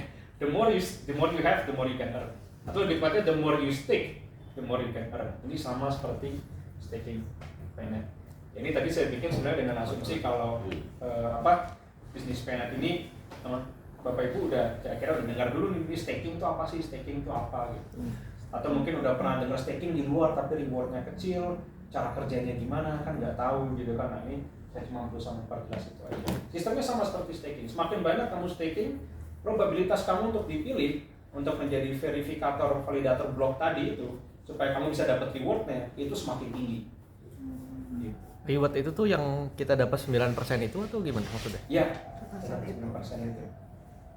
Jadi maksudnya kalau kita kalah nggak kepilih nggak dapat 9% ya atau gimana cara kerja ininya? Di belakang layarnya ya yang nggak dapat. Nggak dapat Gitu. Tapi kan diatur sedemikian rupa supaya dapat gitu Pak. Karena kan Ethereum pun tiap hari sebenarnya bisa cair gitu. Bisa cair kalau Bapak megang validator node ya, komputer gede gitu di rumah gitu ya nggak kepake dan Bapak punya 30 Ethereum, Bapak bisa cairin tiap hari, bisa ngambil Ethereum, masukin aja wallet di Indodax dijual lagi gitu bisa. Sama dengan Paynet kan bisa tarik setiap hari. Nah kalau ada yang nggak dapat tadi nggak kepilih gimana Pak? Kalau nggak dapat tadi ya udah nggak kepilih gitu. Tapi kan secara ini kita dapat fix 9% ya? Iya. Jadi itu gimana perusahaannya? Ya itu beda. Itu lain. Paynet yang ini yang diceritakan adalah Ethereum. Oh jadi beda. Hanya mirip itu tapi hanya beda. Ilustrasi aja. Ilustrasi. Oh. Kalau dia harus perlukan koinnya segitu jumlahnya 1,3 M ya, kurang lebih hampir 1,4 gitu. Iya. Tapi kalau kita kan mulai dari $10 pun boleh, karena kan perusahaan yang masih disebut centralized. Iya, itu sangat centralized. Jadi perusahaan yang kendalikan gitu. Tapi gitu. pertanyaan bagus, loh kan kita semua kan staking nih. Ya. Kalau kita nggak dapat chance untuk verifikasi gimana? Kita nggak perlu khawatir. Ya. Karena ini masih centralized. Masih Oh, diatur, masih Pak. diatur. masih diatur sama Masih ada perusahaan. company besar yang Mr. Tony ini, salah satu owner ini yang ngatur. Gitu, supaya semua membernya dapat hasil staking konstan setiap hari. Tapi kalau Ethereum, Tron gitu ya, mungkin Nggak dapat. bisa naik turun tuh. Kadang trafficnya, kita sebut traffic ya, sama kayak jalanan karena trafficnya network itu bisa lebih tinggi. Orang banyak transfer sono sini, ya validator node-nya sibuk, dapat duit sono, dapat reward sini, dapat reward sini. Gitu. Itu bisa satu waktu nggak dapat tuh kalau sudah di publik gitu ya, sudah IPO gitu ya. Itu baru nanti nggak bisa diatur perusahaan lagi ya. Ah ya betul, salah satunya itu. Kalau dia udah IPO, koinnya udah go public gitu ya, udah ada bandar-bandarnya. Untungnya kan kita bandarnya cuma satu, company-nya sendiri. Kalau nanti, karena kan kalau di Bitcoin, pokoknya koin-koin lain sana tuh ada namanya whale. Whale itu kan yang punya koin super banyak, dia bisa banting market saat itu juga Ya. kalau dia mau gitu kan. Dia nunggu Bitcoin semua orang lagi euforia, dia banting itu bisa. Karena udah sering lihat beritanya ada well rugi 3 triliun, pakai leverage 40 kali gitu. Itu gila di Twitter gitu kan. Gitu. Well itu bandar-bandar yang punya duit. Kita sekarang mungkin belum ada bandar, ya kalau ada bandar itu dibanting gitu harganya, jatuh pengen gitu. Jadi nanti juga bisa dilihat kalau yang punya supply mayoritas ini masih company-nya, masih FMCP-nya gitu. Karena dia harus ngatur nih, kamu masih dapat reward staking, kamu dapat reward referral gitu Pak. Jadi kalau ada yang beli langsung besar, satu waktu bisa jadi wealth juga di Binance ya? Bisa. Kalau dia nganggap koinnya ini berharga buat dia, ya bisa Pak. Bisa. Tapi kan gue kan butuh ikan-ikan sekitarnya untuk gerak juga. Kalau nggak dia nggak bisa banting harganya, dia nggak bisa ngambil untung. Bapak ngapain beli 50 miliar Peanut Coin, terus dia nilai di situ aja. Ya. Karena apa? Ya karena bapak doang yang beli, ya ngapain harganya naik gitu. Karena yang lain nggak beli. Gitu. Tapi kalau well di Bitcoin, Ini jawabannya. Iya. Ini jawabannya nih. ada well Bitcoin beli, orang semua yakin, wih, naik Bitcoin, euforia kan, naik, greednya beli. Komunitasnya udah terbentuk Gitu. loh. Iya. Jadi biasanya well kalau udah IPO gitu mungkin baru well masuk ya biasanya. Baru well masuk. Iya. Ya. Saya agak lupa waktu itu jawaban Mr. Tony apa saya bilang, tapi waktu itu dia bilang dia memang nggak membolehkan tanda kutip well ini Iya. untuk beli seenaknya. Dia Itu dia harus tidak diatur melakukan lagi. ICO maupun IDO. Iya. Tidak melakukan orang-orang tertentu untuk membeli banyak karena kita nggak perlu duit saat ini. Kita sudah punya financial yang cukup memadai dari ownernya itu sendiri. Makanya seluruh staking itu inside company yang tadi dia bilang. Jadi ada di perusahaan. Ya, jadi kalau orang yang celotehnya dia ngomong itu kan sebetulnya semua itu bisa dikendalikan sama perusahaan. Perusahaan mau tutup ya tutup aja. Ya. Ya, iya benar. Jadi itu mau dinaikin, turunin juga bisa. Nggak usah naik turunin. Ya kan berarti menghancurkan diri sendiri. Ya kan mendingan aja ditutup. Amblas semua kan, benar ya? Ya sama aja kalau dia turunin kan orang nggak percaya lagi, bisnis dia ada habis. Iya. Jadi tanpa ICO itu, initial coin offering itu ketika coinnya go public, mungkin ada bisa masuk Binance, orang mulai beli-beli, gitu kan, orang penasaran ini listing baru apa nih, coin apa nih, coin merah, gitu. Orang mulai beli gitu. Kalau nggak ada ICO, company nggak bisa take profit kan. Kalau dia mau ya, kalau dia jahat dia mau rapur ya, dia mau banting harga, dia nggak bisa kalau tanpa ICO nggak bisa. Karena maunya semua di dia rugi dong. Ngapain aku?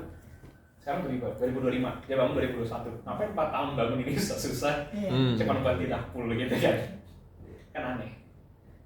Gitu. Tapi planning perusahaan IPO dulu ya, ICO-nya enggak ya? Atau mungkin nanti ya? Nah, itu nggak terpilih. Nah itu nanti Belum tahu perusahaan ya. yang lakukan. Cuma saya dapat informasi hanya untuk IPO company. 2028. FMC-nya, FMC-nya, FMC-nya. bukan koinnya ya. Bukan koinnya ya. Jadi IPO itu perusahaannya. Kalau ICO itu koinnya. Kita tidak ICO tapi kita IPO. Berarti exchangernya Pak? FMCP-nya, betul Pak. Nah, FMCP-nya harus punya nilai, berarti harus punya customer base-nya berapa, ratus juta orang. Nah itu, ini yang menuju ke sana. Sekarang kan sudah 4 juta lebih ya. Nah, KYC. akhir tahun depan Mr. Muni udah prediksi 10 juta sampai 20 juta orang. Nah waktu IPO itu diharapkan sudah 200 juta orang yang sudah menjadi member. Nah itu baru bisa bergerak. Nah kalau udah 200 juta orang itu harga poin-poin kita tuh sudah bisa diprediksi sekian waktu di Danang itu ya Pak ya, ceritakan. Kan semuanya bisa dihitung. Nah intinya kita nih di dalam sebuah komunitas ini kita bisa dapat benefit apa? Setiap bulan 9% sampai 2028 ini. Jadi kesempatannya adalah sekarang sampai 2028 di mana kita bisa ikut staking. Dan yang menarik apa? Nggak usah pinter komputer, nggak usah pinter canggih, cukup staking setiap hari dapatkan tetesan air madu kata Pak Kim. Nah itu masalah nanti IPO itu udah hokinya perusahaan karena dia udah, kita hokinya dibayar berapa? 9% setiap bulan. Buat saya berharga sekali sebagai seorang pensiunan, ya mungkin Oma juga ya, Pak Niko ini sebagai pensiunan ya, kita sangat bersyukur dapat gajian. Nah 2028 masih bisa nggak? Bisa sampai 2030. kita terima tetesan gitu. Jadi manfaatkan kalau kata Pak Mahayoni saat ini juga. Nah ini ya, lanjut Pak. Ya, itu tadi udah saya sebutin semua Iya. juga sih. Kalau nggak semua kripto itu scam. Saya belajar kripto gitu. Dan ya dari semua staking yang koin yang sudah public kayak Ethereum, kayak Solana, Sui, Uniswap dan sebagainya, Tron, ya Binance ya paling menguntungkan. Kenapa bisa menguntungkan? Karena ya cash reserve-nya koin yang bisa diberikan sama si company ini masih sangat banyak. Betul. Jadi dia nggak ada rugi, kita nggak ada rugi. Win-win lah sebetulnya. Win-win. Iya. Kita bantu mengamankan jaringan dia yang nanti suatu saat akan go public. Gitu. Setuju. Ya kan? Dan kita dapat reward staking tadi, di mana semakin banyak kamu punya Binance staking, ya udah kemungkinan kamu untuk dipilih untuk verifikasi blok itu semakin tinggi juga. Akhirnya kamu dapat rewardnya. Nah tadi saya sering nyebut Ethereum ya. Ethereum kenapa saya pakai contoh Ethereum? Karena dia kan yang waktu itu Ethereum itu sebenarnya dulu tuh pakai proof of work juga. Terus setelah beberapa kekhawatiran perbincangan soal kalau ini merusak lingkungan dan ini terlalu mahal gitu kan, akhirnya mereka ganti, mereka bikin fork namanya. Mereka misah diri dan mereka bikin pakai proof of stake, proses validasi bloknya. Gitu. Nah nanti ini, jadi staking ini tidak asing ya Bapak Ibu ya. Staking ini udah banyak, di Tron bisa, beli Solana bisa, beli Sui bisa. Ini poin-poin yang lagi populer nih ya. Nah ini Penet dan FMC ini lagi berbasis Tron gitu. Jadi Penet dan FMC itu tokennya di atas blockchainnya Tron. Itu kenapa saya tadi bisa menarik semua metrik dan statistik itu dari blok Explorernya Tron, karena ya dia berbasis di atas Tron. Kalau kita pakai istilah blockchain ya, Tron, Solana, Sui, Ethereum, Bitcoin itu semuanya layer 1 blockchain namanya. Layer 1 itu ya udah mereka yang pencetusnya, blockchainnya yang ada di mereka gitu. Nanti ya, dan nanti ada banyak aplikasi bisa dibangun di atas layer 1 ini gitu. Solana udah banyak meme coin dibangun di atas Solana, dan setiap meme coin itu punya blockchainnya sendiri, itu bisa gitu. Ya, Tron juga bisa, ya salah satunya Penet dan FMC ini punya lingkungannya sendiri di atas layer 1-nya Tron. Jadi Penet itu sebenarnya layer 2 sekarang. Layer 2 tergolongnya.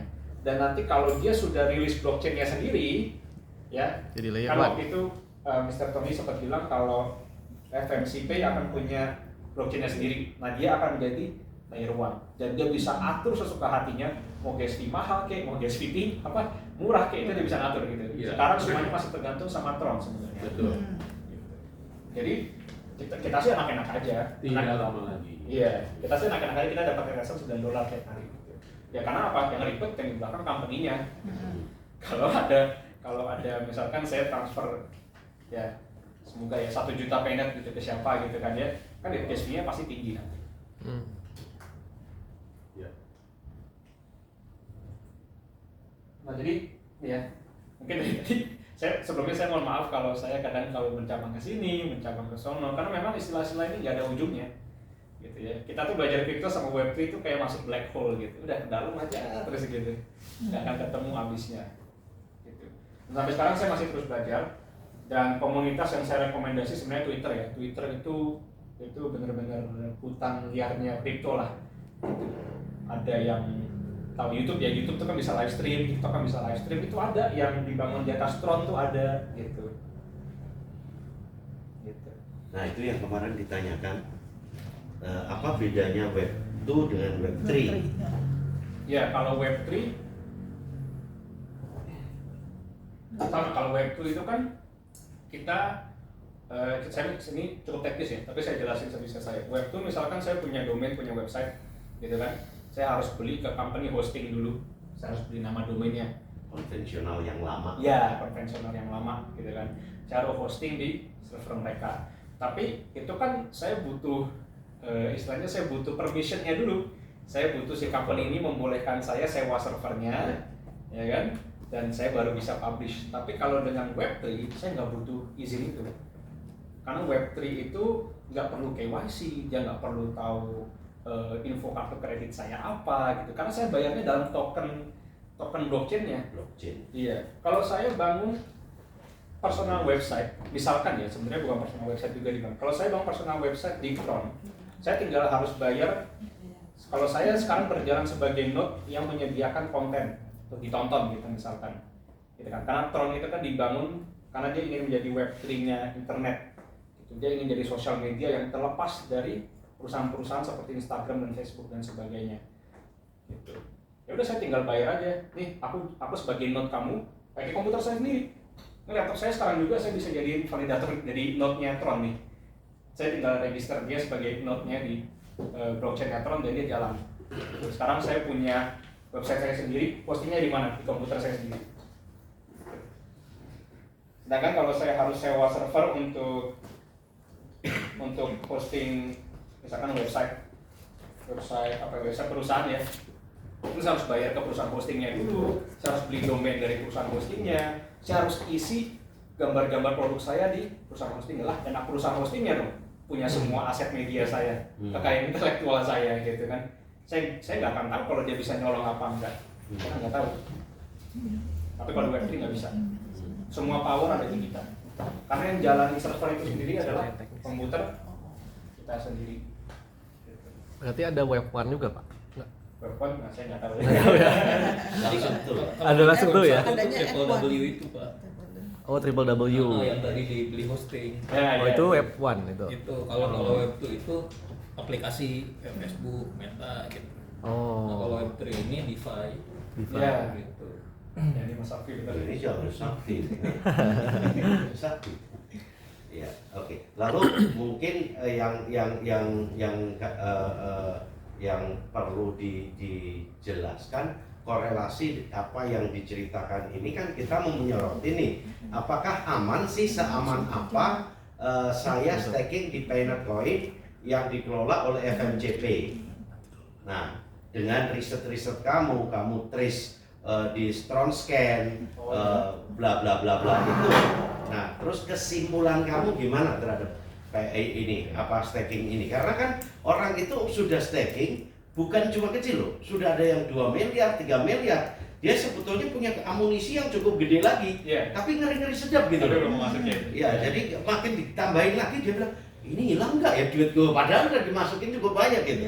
Nah, justru bagaimana Anda meyakinkan melihat dari hasil riset Anda ini aman nggak sih gitu, nyaman nggak sih terhadap untuk staking gitu ini? Jawaban saya tadi udah saya sebutin, kalau ya nyaman, karena yang ngurusin ribet-ribet stakingnya, fluktuasinya tuh company-nya AFF, ya ini FMCP ini gitu yang ngurus gitu kan. Dan saya bisa bilang itu nggak ada jawaban pasti ya Pak, ini menurut saya, karena sekali lagi semua bisnis itu ada resiko. Saya buka kedai kopi juga pasti ada resiko. Gimana besok kalau nggak ada customer? Gimana sama 1 tahun ke depan nggak ada customer? Gitu kan? Siapa yang kontrol? Gitu loh. Gitu. Ethereum pun sama, Bitcoin pun sama. Kalau semua orang mulai sekarang menganggap Bitcoin itu tidak lagi ada value, sedangkan ada orang-orang luar sana, company Bitcoin money sudah menghabiskan miliaran dolar cuma buat Bitcoin money. Wah, sedih hidupnya gitu kan, habisin duit sebanyak itu dan semua orang ujung-ujungnya tidak menganggap itu bernilai sama sekali. Itu ada resikonya juga, ini ada resikonya. Saya jadi karyawan pun ada resikonya, itu perusahaan bangkrut besok saya makan apa. Jadi pengusaha juga ada. Ya, ada resikonya lebih lagi Pak. Ada pertanyaan nggak? Coba ditanyakan, yang ingin ditanyakan, mumpung ada diskusi ini kan? Belum selesai. Oh, belum selesai? Oh, udah. Sebenarnya udah sih kalau slide-nya sih. Slide-nya. Saya cuma mau nunjukin yang ini ya, transfer ya. Nah, ini On-scan. yang menarik saya. Kenapa saya bilang, kenapa punya ilmu nggak di-sharing-sharing, saya bilang. Karena ini yang membuat saya semakin menggila di kripto, khususnya bukan kripto ya, di Payoneer gitu khususnya. Jadi bukan kripto secara keseluruhan kan. Nah, Jadi- ada yang nanya gini sih Pak, kan apa model sejenis gini kan banyak Pak yang ngasih return tiap bulan atau ROI atau apa bentuknya ya. Nah kita buktiin ini kan tadi staking ya. Nah ngebuktiin ini sama yang lain bedanya, yang lain tuh nggak oke atau mungkin Ponzi sama kita nih oke real atau itu gimana Pak ngebedainnya ya? Yang lain itu nanti coba lebih spesifik ya Pak. Tapi iya.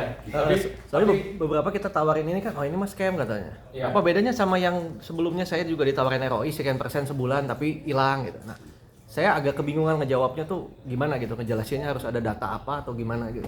Oke, kalau dari saya tanya dulu apakah koin yang scam ini, yang orang lain ini mungkin udah pernah sakit hati gitu, dia punya crypto exchange nggak? Dia punya data public ledger seperti ini nggak? Maksudnya si siapapun yang ngajak ini promote ini nggak? Bahwa ini loh, kamu bisa ngeliat semua transaksinya di sini. Dan dia punya infrastruktur atau ekosistem kayak kita nggak? Gitu. Ya kan kita ada Geotrip tadi, Geotrip mungkin Pak ini bisa lebih cerita ya. Iya. Mungkin dia udah pernah bayar pesawat Filipina pakai Geotrip, gitu. Pakai Paynet Pak. Paynet itu ada gunanya gitu. Karena apa sih? Ya si pendiri grupnya ini udah tahu Paynet ini bisa digunakan. Yes, usability-nya harus ada. Ya. Jadi kalau yang lain-lain mungkin nggak ada apa, nggak jelas disimpan kemana gitu ya. Maksudnya ngasih ya. Sistemnya seperti apa? Ekosistemnya nggak ada gitu ya. Dan Jadi mereka dapat income dari mana Pak kan nggak jelas. nggak jelas. Tapi ini kan jelas nih. Saya ke sini ke CoinMarketCap. Saya cari referensi P. Nah ini. Ya ini menurut saya sangat masuk akal gitu. Kalau koin-koin di luar sana kan mereka nggak punya sumber source of income yang jelas Pak. Ini kita punya. Ini trading volume 24 jam di FMC Pay itu 176 juta dolar. Itu saya nggak tahu dia Triliun. berapa. Hampir 3 triliun. Itu profitnya atau yang diambil untungnya atau total volumenya? Itu volume. Ini masih volume, belum total untungnya. Untungnya dia ambil dari withdrawal fee, dari trading fee. Ini uang yang berputar loh. Iya. Iya, ini uang yang berputar di exchange saat ini sama 24 jam belakangan ini ya, ini segini. Gitu. Nah, cara FMCP dapat untung untuk membayar kita gimana? Ya gampang. Ketika kita setiap kali saya mau withdraw USDT saya ke Indodax misalkan, ya karena bank saya di Indonesia, saya harus lewat Indodax dulu dong kalau mau saya tarik gitu kan. Saya harus bayar 5 Paynet ke dia. Karena itu ya udah itu terserah company dia mau kasih kamu biaya penarikan berapa. Bener nggak? Saya bisa aja di perusahaan yang rakus saya mau bayar kamu 20 Paynet, 20 kali 0,8 sen itu kan ya hampir ya 20 dolar lumayan. Gitu kan? Gitu Pak. Itu cara mereka dapat income salah satu dari itu withdrawal fee sama trading fee. Tiap kali kita trading, tiap kali saya jual beli Bitcoin di sini, saya bisa tahu FMC saya ketarik. Gitu. FMC itu juga ketarik. FMC itu koin yang punya dia juga, native tokennya dia juga. Gitu. Sekarang ada event airdropnya di websitenya, kalau nanti Bapak Ibu mau cek masing-masing, ada event airdrop itu ada tap to earn. Jadi setiap kali kita tap buttonnya kita bisa dapat berapa FMC, gitu Bapak FMC. Nanti akan masuk ke event amount. Dan tiap kali kita trading, dia akan ngisep dari yang kita tap-tap itu aja. Kita nggak rugi apapun. Kalau exchangernya sendiri tahun berapa ya? Sama 21 juga ya? Iya. Satu ya Pak? Iya, Sama ya? Ya. Berarti dia gedein dulu exchanger, punya trading fee di situ keuntungan baru Bukan. dia bayar. Enggak ya Pak? ya? Dia, Paralel ya Pak? Dia ya? ciptakan koin lebih mudah daripada ciptakan Exchanger ya. Jadi koin hanya 10 menit. Sekarang saya ciptakan koin atas nama kamu, saya bisa lakukan dalam 10 menit. 10 menit. Tapi exchanger perlu waktu. Makanya di Maret tahun 2021 itu peluncuran Paynet. 6 bulan kemudian Oktober kalau nggak salah dia baru luncurkan FMC. Ya exchanger dia sederhana lah. Karena itu kan volume masih belum banyak. Ya. Dan dimulai dari orang-orang dekat dia biasanya. Ya sama kalau kita lagi mau buat perusahaan, ya udahlah, belum beli komputernya, kita admin lah, nyatet secara manual ibaratnya begitu. Jadi sederhana, exchanger sederhana, ya komputer sederhana, baru betul-betul blockchain. Dan itu terus, blockchain, exchanger. Ya, dan itu terus disempurnakan. Kalau Indodax sama toko kripto volumenya berapa? Hari ini misalnya. Ada Pak? Indodax cukup terkenal juga di luar. Oh ya. Iya. Orang Malaysia, orang Singapura tahu Indodax. Kalau ajaib berapa tuh Pak? Ajaib. Ajaib. Nah, ajaib sudah nggak ajaib lagi. Pakai ajaib juga Pak. Nggak ada. Karena ajaib itu kan investasi umum ya, salah saya. Enggak, dia bisa kripto juga. Iya, dia bisa kripto juga, tapi dulu kan saham ya sih kan saya. Iya, dulu. Sahamnya apa namanya? S&P. Nasdaq dia bisa beli di situ. Kalau Binance sampai berapa kali itu Pak? Binance paling gede di dunia kali. Binance nomor 1. Menarik. Belum ada yang ngalahin. 26 miliar. Binance ini tempatnya para whale juga sih. Iya. Ini benar-benar kayak Wall Street-nya kripto gitu ya. Membanting-banting harga di sini. Jadi tadi salah satunya tunjukin volume trading exchanger kita aja ya. Salah satunya itu Pak. Iya. Karena yang ponzi-ponzi itu yang scam kayaknya nggak punya itu gitu ya. Mereka nggak punya source. Dia nggak punya exchanger. Nggak punya exchanger ya. Ini kan volume perputaran di exchanger. Dan exchange itu kan harus punya nih ya, total aset. Reserve-nya kan harus banyak. Iya. Kalau itu Pak, Dex Trainer.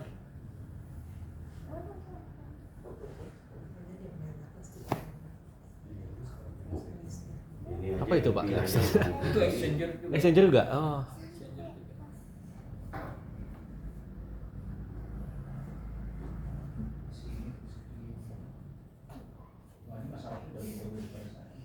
Wah, enggak Pak, masih belajar.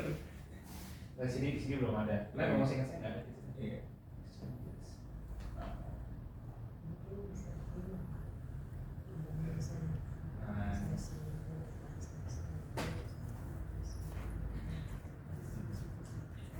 Nah, Dex ini ya tadi ya bisa class exchange ya. Jadi kita bisa tukar koin tanpa ada third party begitu, tanpa ada company exchange aja gitu di tengah-tengah kita gitu. Saya bisa tukar Bitcoin sama USDT-nya Fahim tanpa Indodax tahu. Ya, bisa. Ini mah wallet ya kalau Dex Trainer mah ya, bukan exchanger. Bukan setahu saya, itu screener ya sesuai namanya ya. Sama kayak misalnya kayak coin market cap gitu. Jadi kita buka akun di sini terus nanti tinggal transferan gitu. Iya. Kalau mau lebih canggih lagi ya jalanin node sendiri istilahnya di komputer. Bisa nanti install Linux dan sebagainya. Saya pernah nyoba sih waktu itu jalanin node Bitcoin, itu seru juga. baru kalau udah jalanin node biasanya langsung ngerti gitu, karena otak kan langsung kemana-mana. Pakai ledger pernah Pak. Hah? Pakai ledger. Oh enggak, saya waktu itu belum punya core wallet. Benar-benar cuma jalanin ini di Bitcoin Core-nya dulu. Bitcoin Core aku install Ubuntu kalau nggak salah. Terus aku beli SSD 1 tera gitu, aku udah install. Pakai Trezor. Iya, Tracer ya. Tracer itu juga bagus. Ini Payoneer ini sebenarnya bisa disimpan di Ledger NanoX kalau nggak salah. Karena dia termasuk token Tron. Gitu. Jadi kalau kita mau nunggu 5 tahun lagi ya udah borong aja Payoneer sekarang gitu, jual 5 tahun lagi tinggal colok di USB, jual di exchange itu bisa juga. Karena cold wallet gitu kan. Nilainya akan terrealisasi kalau kita udah connect sama exchange. Gitu. Sorry, ini non-scan ya. Non-scan. Nah ini waktu itu ceritanya saya mau staking tapi saya salah transfer. Jadi $3.000 kayaknya salah transfer. Saya paniknya minta ampun. Saya telepon Fahim, terus sambil telepon Fahim saya mikir saya harus coba explore sendiri dulu. Akhirnya saya waktu itu ya lewat transaksi saya kan, jadi tiap transaksi itu punya kode biasanya. Transaksi itu punya identifier sendiri dan kita bisa cek kalau di FMCP itu kita bisa cek dan kita bisa nemu kalau transaksi kamu di sini. Itu dari siapa ke siapa tuh bisa tahu. Ini contoh ya. Nah ini kalau transfer ini transaction hash-nya ini ada nih kan. Ini panjang ya, ini sampai titik-titik D57444. Ini bloknya nomor berapa kita juga tahu. Ini bisa dicari lagi nih. Kalau Bapak Ibu lagi kehilangan duit gitu kan, pengen tahu duitnya sampai mana, bisa dicari nomor bloknya di mana, terus hash transaksinya di mana. Gitu. Saya pernah salah itu. Bisa balik lagi tuh, Mas? Hah? Bisa balik lagi? Saya waktu itu balik lagi uangnya. Balik lagi. Ya karena ownernya waktu itu ya bantu ngecek Mas. Saya pernah kemarin itu transfer dari Indodax ke sini nggak masuk. Iya, katanya kurang ini itunya Gas fee-nya. gas fee-nya. Energinya kurang. Kata Mr. Tony, ini nggak masuk ke sini bukan salahnya FMC loh. Tapi dari Indodax-nya bermasalah. Saya kejar ke Indodax ya, Pak Im tahu kan. Malam-malam itu saya udah WA apa. Ternyata betul. Setelah berapa hari, 2 hari dia balik ke saldo saya Ke di Indodax lagi.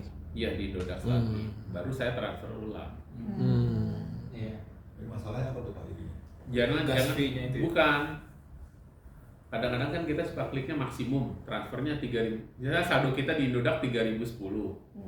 Kita mau transfer 3.010 dengan harapan kita 3.010 itu nanti Indodax motong gitu. Energinya dari situ kan. Padahal Indodax nggak mau. Kalau kita punya uangnya 3.010, transfernya 3.005, itu pasti masuk. Jadi kadang-kadang suka kurang, karena apa? Kenaikan harga Tron yang mendadak itu kan bisa berpengaruh gitu ya. Kalau nggak salah di Indodax ada 0,5. Indodax ada 0,5-nya. Iya, Iya. iya, 0,5 tapi biasanya selalu Dipotong. dipotong penerima. Iya. Pada waktu masuk di FMC itu kepotong 0,5. Itu yang paling cerita. Tapi ternyata dalam prakteknya kalau saldo kita terlalu dimaksimumkan, dia kurang. Tinggalin aja $10 di Indodax. Makanya jangan klik maksimum, apalagi 0,-nya itu diikutin semua. Iya. Jadi 3 hari yang tuh, besar lah. 4 hari, 3 hari tuh lama banget. Iya. Sampai saya nggak dapat bonus FMC FMC. sahamnya. Terus tetesannya 3 hari tertunda dari sekian M. Gak terasa kan? Iya. Kata Pak Im ya sudah relakan. Toh tetap netes. Iya. Tapi ya tetap belajar ya teman-teman bahwa di industri yang ini, yang saya tuh pikirkan sebelum saya jumpa Pak Mahayoni ngajak ini, saya tuh berdoa, Tuhan ini tantangan ekonomi dunia ini semakin kompleks. Saya lihat ya, job yang akan kehilangan pekerjaan tuh banyak sekali. Wah, ini nggak bisa jadi dokter contohnya. Itu dokter aja sekarang udah mulai digantiin sama robot. Wah, teller bank. Udah hampir nggak ada loh teller bank sekarang. Bank Panin itu sampai kosong loh, nggak pernah ada orang loh datang ke situ untuk ngambil duit atau Bank Danamon apa semua, karena semua udah dilakukan lewat sistem perbankan yang digitalize di handphone kita. Nah, ini tantangannya gimana nih Tuhan nih? Nah, itu saya berdoa lama-lama. Ya itu karena saya ngomong lama-lama, Pak Mahayoni datang. Lama-kelamaan datang ceritain ini, saya join ini dia, betul jawabannya. Menarik sekali gitu Bu. Jadi di luar sana tuh ternyata ada, saya berpikir selalu, kok ada orang yang punya problem kebanyakan uang, ada orang yang punya problem kekurangan uang. Nah, Anda mau pilih yang mana? Kelebihan uang atau kekurangan? Saya mau yang kelebihan uang nih Tuhan, gimana nih? Gimana caranya? Saya nggak ngerti gitu. Betul-betul buta. Saya cuma berdoa. Pak Mahayoni bilang, saya baru pulang dari Vietnam. Luar biasa Pak Daniel. Ada apa Pak? Nanti saya ceritakan. Nggak datang. Ternyata waktu Mr. Tony datang baru cerita. Wah, tapi saya bilang untung Tuhan saya tidak dilupakan sama sahabat saya nih, abang saya Pak Mahayoni. Kalau dilupakan, waduh, wes bablas ya, nggak kelihatan pendek dia. Makasih ya Pak Mahayoni, Tuhan berkati Bapak dan Ibu. Puji Tuhan. Makasih Pak Im. Nah, di sini kita di komunitas ini juga kita belajar satu hal ya, kita respect sama yang undang kita ya. Itu yang saya bilang. Komunitas ini luar biasa. Karena apa? Saya bersyukur sekali tuh ya sama Tuhan tuh bahwa apa? Kita punya leader-leader yang memang mau mendengarkan kita. Apalagi Pak Im ya, sampai malam-malam pun ada apa? Sampai jam, saya lihat ini Pak ada jam 12 malam. Iya, beresin dulu. Waduh, luar biasa ya etosnya ya Pak Im. Totalitas. Memang leader ini nggak gampang nyari leader yang tepat seperti Pak Im, luar biasa. Tepuk tangan dong. Mantap Iki. Ya betul. Lagi liburan tetap madu netes. Betul ya. Ya Sam ya, kita di Bangkok juga diberkati sama Pak Im ya, luar biasa. Gara-gara Pak Im udah ke Bangkok sama ke Danang. Ditunggu lagi berikutnya. Iya, naik terus katanya. Oke, apalagi nih? Udah ya, Sam? Yang bisnisnya apa ya? Bisnisnya boleh Pak, Pak Sam dibagiin bisnisnya kayak apa? Sederhana aja nih. staking tuh kayak gimana. Ini kan tadi baru dapurnya kayak begini ya. Oh iya. Nah bisnisnya kayak apa Tem? Boleh nggak? Lalu ini signal nih kayaknya ya, muter-muter. Bukan, ini apa ad blocker saya. Iya. Coba kalau bisnisnya kayak apa nih, ada nggak Tem? Di sini kan ada. Saya belum buka sih di sini. Iya. Tapi ini tadi saya cuma mau bikin kalau ini kalau siapa transfer ke siapa kelihatan. Pasti, iya. Paling besar sekarang siapa nih Pak? Nah, ini bisa dilihat tuh. Ini kan, nah ini enaknya public ledger ya teman-teman. Saya bisa tahu ini siapa yang megang duit paling banyak, pegang paling banyak di sini gitu. Oh, Pak Im tuh bener tuh. Wah. Jangan gitu. Kita juga bisa tahu ini persebarannya gimana gitu. Kalau ini kan ternyata 84% dari supply sekarang itu dipegang sama top 10 holder ini. Apa? Top 10 holder. Jadi 10 orang yang di atas nih megang 80% dari supply pegang. Oh. Ini di luar perusahaan ya Pak? 84 ini di luar perusahaan? Perusahaan. Kemungkinan besar dalam perusahaan. Oh, di dalam ya? Dalam perusahaan justru, iya, dalam perusahaan. Itu kenapa saya bilang, wah ini banget liquid banget gitu, karena ya jelas gitu, kalau wallet mereka banyak dan stok mereka banyak itu istilahnya gitu. Dan mereka nggak sembarang yang kita sebut unlock token, tiba-tiba tokennya ratusan ribu dijual, kan pasti harganya turun. Karena ya supply-nya makin banyak ya makin murah dong. Gitu kan. Ya mungkin tambahan satu hal yang perlu diperhatikan, mengapa BNB itu sampai sekarang koinnya lebih relatif stabil, karena ownernya CC ini pegang 60%. Jadi tidak ada seorang pun yang akan goyang koinnya dia gitu. Karena kan yang di luar cuma 40%. Oh, ya. Ada macam-macam, dengan saya timpa gini habis dia. Makanya relatif stabil Pak. Naik turun sih ada, itu parcel marketnya. Makanya di sini company pasti baik-baikin beberapa orang yang akan pegang payment cukup besar nantinya. Tapi kalau sekarang itu juga masih under company semua, inside company. Karena kan di dalam white papernya itu perusahaan akan pegang 40%. Ya. Jadi 60% itu akan nantinya akan di pasar. Jadi totalnya itu dilepas di pasar. Tapi kan sekarang kan belum keseluruhan. Jadi masih ya itu tadi, masih dipegangin aja. Mungkin kurang dari 20% yang di market masih, Pak? Ya dari ini total supply, dari total supply. Supply ini kan 560 juta, gitu. Nah, Betul banget. Jadi stabil Pak kalau kita. Meskipun sekarang lihat gempuran turunnya apa? Bitcoin apa? Kita lihat ya dari kayaknya Bitcoin kita udah ngalamin berapa kali ya Pak ini Ya, turun ya ya. dalam setahun ini. Tapi tetap Paynet punya itu kestabilan. ya. Karena memang fokusnya dari Mr. Tony selalu ngomong kita mau seperti Binance gitu. Karena dia nih token coin of exchanger yang akan dipakai terus buat transaksi. Kalau sekarang harganya terlalu volatilitas, Iya. waduh, orang akan jerit, akan tinggalin FMC Pay. Ya. Buat apa? Kok naik turun seperti itu gitu. Betul. Makanya dengan adanya blockchain nanti akan bisa mengejas biaya-biaya yang tadinya hari ini kalau withdrawal 20 Paynet atau berapa ya, itu nanti akan bisa di-adjust lagi. Karena kita udah punya blockchain sendiri ya. Gitu. Nah intinya yang kita bahagiakan adalah kita ini buat passive income yang kita sendiri bisa terima setiap hari dan withdrawal setiap hari. Ya kan? Itu dulu. Ya. Kalau buat saya ini pengganti uang bensin dulunya tadinya gitu ya. Sekarang jadinya penghasilan beneran ya Pak. Dulu buat uang bensin ya Pak Mahayoni ya. Yuk, dadah. Salam buat Ibu ya.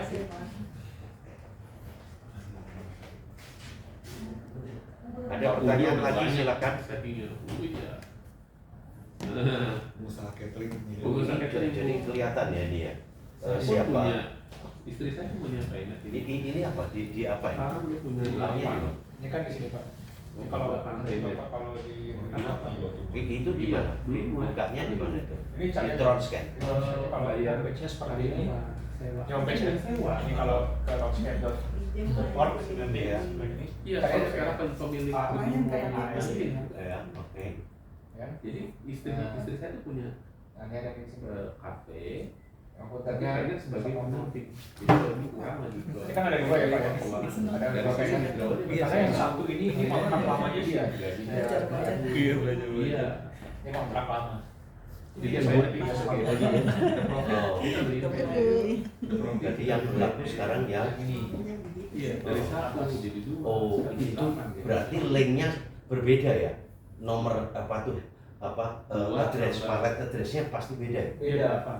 Oh, Address tokennya beda Pak. oh, ini yang pernah ganti itu.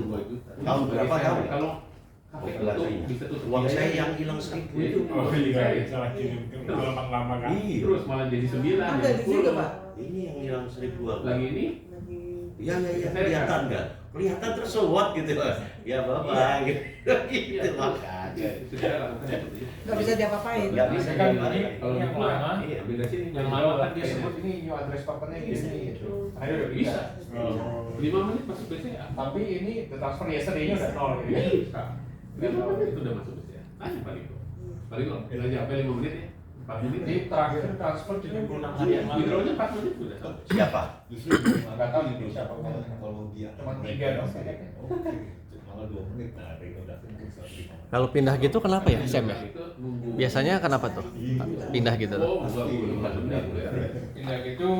Apa udah penuh yang sebelumnya apa Oh, gimana? enggak. Enggak ya? Pak, biasanya itu Jadi, itu sih suka ada memang ada persetujuan dalam perusahaannya Hmm. dan developernya ini setuju oh ini mungkin ada protokol yang perlu kita ganti.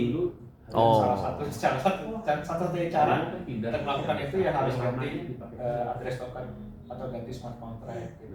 Hmm. Ethereum pun udah dari 1.0 ke 2.0.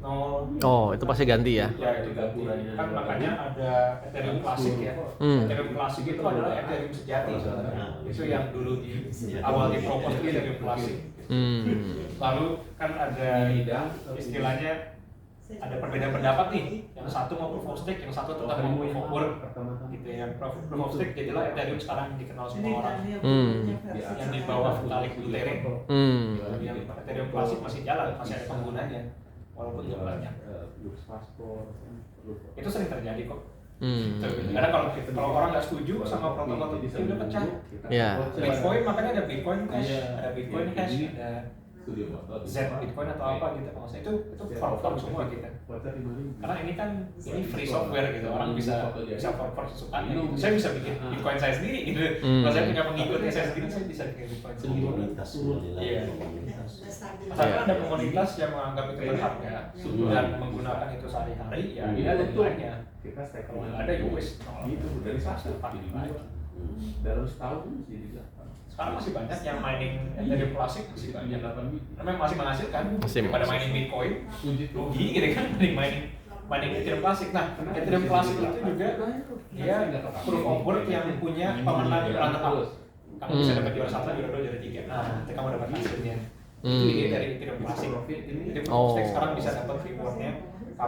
Kamu menang nih, kamu paling cepat pertama untuk dapat verifikasi blok nih, kamu dapat reward 10, juara 2 cuma dapat 5, juara 3 dapat 2,5 misalkan. Ibu mau uang kan? Itu dari Ethereum klasik ini. Berarti bisa. Kalau total koin yang beredar itu bisa ada datanya nggak sih Pak? Dari total tuh udah berapa sih yang beredar gitu? Yang inset company kan ada 80-an. 80%. Itu ada yang lama ya. Mau besok. Nah ini yang Nyamannya jam berapa sih? yang token addressnya belakangnya FAH gitu. Jadi gue udah buka dulu. Iya. Nah ini FAH-nya dari Kasih dua jualan address. gratis ya jadi kayak gini. FAH. Ini ada kontrak dan tadi saya lupa nyampe pakai AI ya. Pakai AI itu bisa belajar banyak. Kayak ChatGPT sudah jelasin juga bisa. Oh. Belajarnya sendiri Pak. Jadi dia juga belajar dulu nggak ada mentor, nggak ada apa. Ya ada sih, saya baca udah gimana. Tapi baca buku sama buka Twitter sih dulu intinya. Belajarnya dari situ. Itu ya udah tadi. Jadi ini sebetulnya pembuktian bahwa ini adalah memang murni bisnis. Satu, harus punya ekosistem seperti Master Tony selalu bilang. Kalau ciptakan koin lalu tidak ada ekosistemnya, itu udah bubar. fake, bubar, scam. Hmm. karena ya tujuan koin itu sendiri nggak jelas gitu. Ya. Tapi kalau dia sudah punya ekosistemnya yang sudah running itu bagus. Ekosistem kan semua orang nantinya akan, oh nanti kita akan. Makanya yang paling krusial adalah 1-2 tahun pertama. Ini jadi nggak, benar-benar jadi nggak yang dibilang akan itu. Nah sekarang kita sudah boleh bangga karena kita telah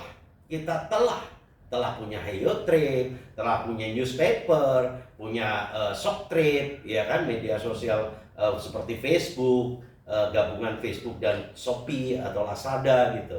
Nah, seperti itu membuat kita semakin yakin bahwa usability coin ini akan terjadi secara besar. Jadi kita tidak perlu harus menarik orang untuk staking untuk beli koin kita. Ayo kamu beli. Tapi mereka dengan sadar akan membeli sendiri dengan sendirinya. Karena apa? Karena ternyata di platform Heyotrip ini kalau bayarnya pakai koin saya dapat 20% diskon. Kalau saya bayar beli sampo di Shoptrip, ternyata ini dapat diskon 10%. Bayarnya harus pakai Payoneer Coin. Nah, pertanyaannya Payoneer Coin belinya di mana? Di exchanger. Nah, sehingga orang akan beli di situ. Menciptakan kebiasaan baru. Nah, di sini. Nah, makanya seperti Dokter Daniel selalu bilang, kalau kamu menyimpan sesuatu, itu kan kamu tahu untuk apa, kegunaan apa untuk kedepannya. Kenapa kamu simpen duit di dompet kamu? Kenapa kamu simpen rupiah? Kenapa simpen dolar? Karena kamu tahu ketika saya perlu transaksi, uang ini berlaku. Ya sama. Kenapa kamu simpen Payoneer? Ya karena ketika saya untuk beli sesuatu, saya bisa gunakan Payoneer ini. Dan Terus stackingnya ini di mana sih Pak? Kalau Payoneer Coin ini? kenapa? Stackingnya? Nah, pola staking. Pola staking. Nah, ini mungkin sekali di preview. Jadi sebetulnya ada satu yang namanya exchanger, namanya FMCP. Dia memberikan satu campaign ya, memberikan satu kesempatan buat kita untuk staking. Ya, hanya orang-orang tertentu yang sebetulnya beruntung yang bisa mendapatkan referral yang bisa masuk dalam platform ini yang namanya AFF. Ini referral. Jadi sebetulnya di platform itu juga ada staking ada, tapi bunganya kecil karena dia tunduk dalam regulasi dunia. Tertarik ya. Ya. Maksudnya Berapa Dia staking? FMCP-nya ada. Ada berapa nih? Ini Wih, 15 sekarang. Wah, Banyak banyak banget. 15 staking. oh jadi satu akun ya? Iya. Nah, ini pinter nih. Jadi Dia biaya murah. tidak Iya, yang dari awal dia udah nggak rekrut. Saya nggak mau karena mahal. Mahal ya. Iya. Wah, ini kayak Pak Im itu Pak Im waktu itu. 15 Pak. 15 kali 4 juta. Luar biasa. 60 sebulan. Ya, kalau ini 15 kali 9 ya. Per harinya Anda bisa lihat. Dari 1 itu derdek katanya. Pertama ini takut-takut, ya udah bapaknya bilang oke. Wah, ntar dulu, nggak rela gitu kalau sampai hilang gitu kan. Oh, dicek ke sana kemari ke sana kemari, tapi nyaman sendiri tuh lama-lama. Ya akhirnya. Gaji Ya, general manager itu. iya. Itu dia. 60 ya Pak. Wah, Iya. 15 berarti 3.000 lebih ya. Ya kan 60 juta tuh. Kira-kira 60 juta. juta lah tuh. Iya. Berarti 15 dikalikan 270. Saya usia berapa saya? 4.000 sekian kali 16 400. Usia 23. 66 punya juta, gaji Pak. 66 juta. 66 juta Bulan. sebulan. Kalau setahun berarti 800 juta. Tahu udah nambah lagi stackingnya tuh. Iya. Belum lipat lagi. Karena kan pakainya sedikit, jadi nambah lagi. Ini luar biasa. Luar biasa. Nah, jadi gimana tuh Sam? Stackingnya nih 3.000 dapatnya 9% ya? Iya itu. Di balik bawahnya. Sorry, Pak yang mungkin lebih biasa menjelaskan. Ya, Cuma Pak. 7 dolar. Apa? Kalau yang 3.000 9 dolar setiap hari. Iya. Kalau yang ini kan ada beberapa poin, itu maksudnya berapa dolar yang mau kita stakingin gitu. Ini disebutnya sebagai poin di sini.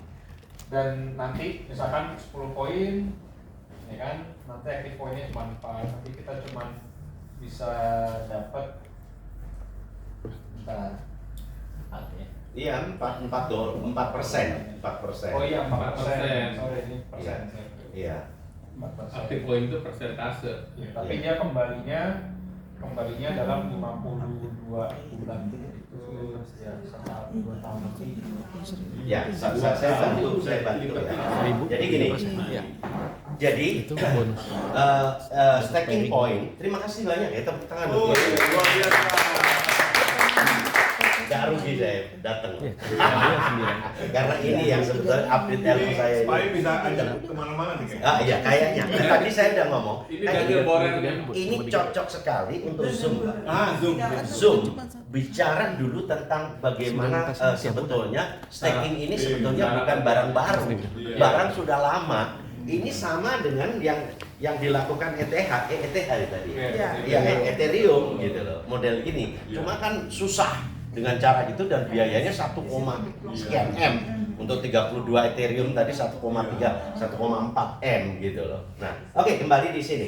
Nah, kita staking di sini ada $10 boleh, $100 boleh, 500, 1000 dan 3000. Cuma yang membedakan apa? Adalah return per bulannya. Makin kecil juga persentasenya. Sama lah kalau kita deposito, staking itu seperti deposito. Kalau seandainya contoh, deposito kita 10 juta sama 100 juta bunganya beda. Sama 1 miliar juga beda. Ya, sama seperti itu. Makin besar makin persentasenya makin besar juga. Kita bicara 3.000 US dollar itu akan dapatkan 9% per bulan.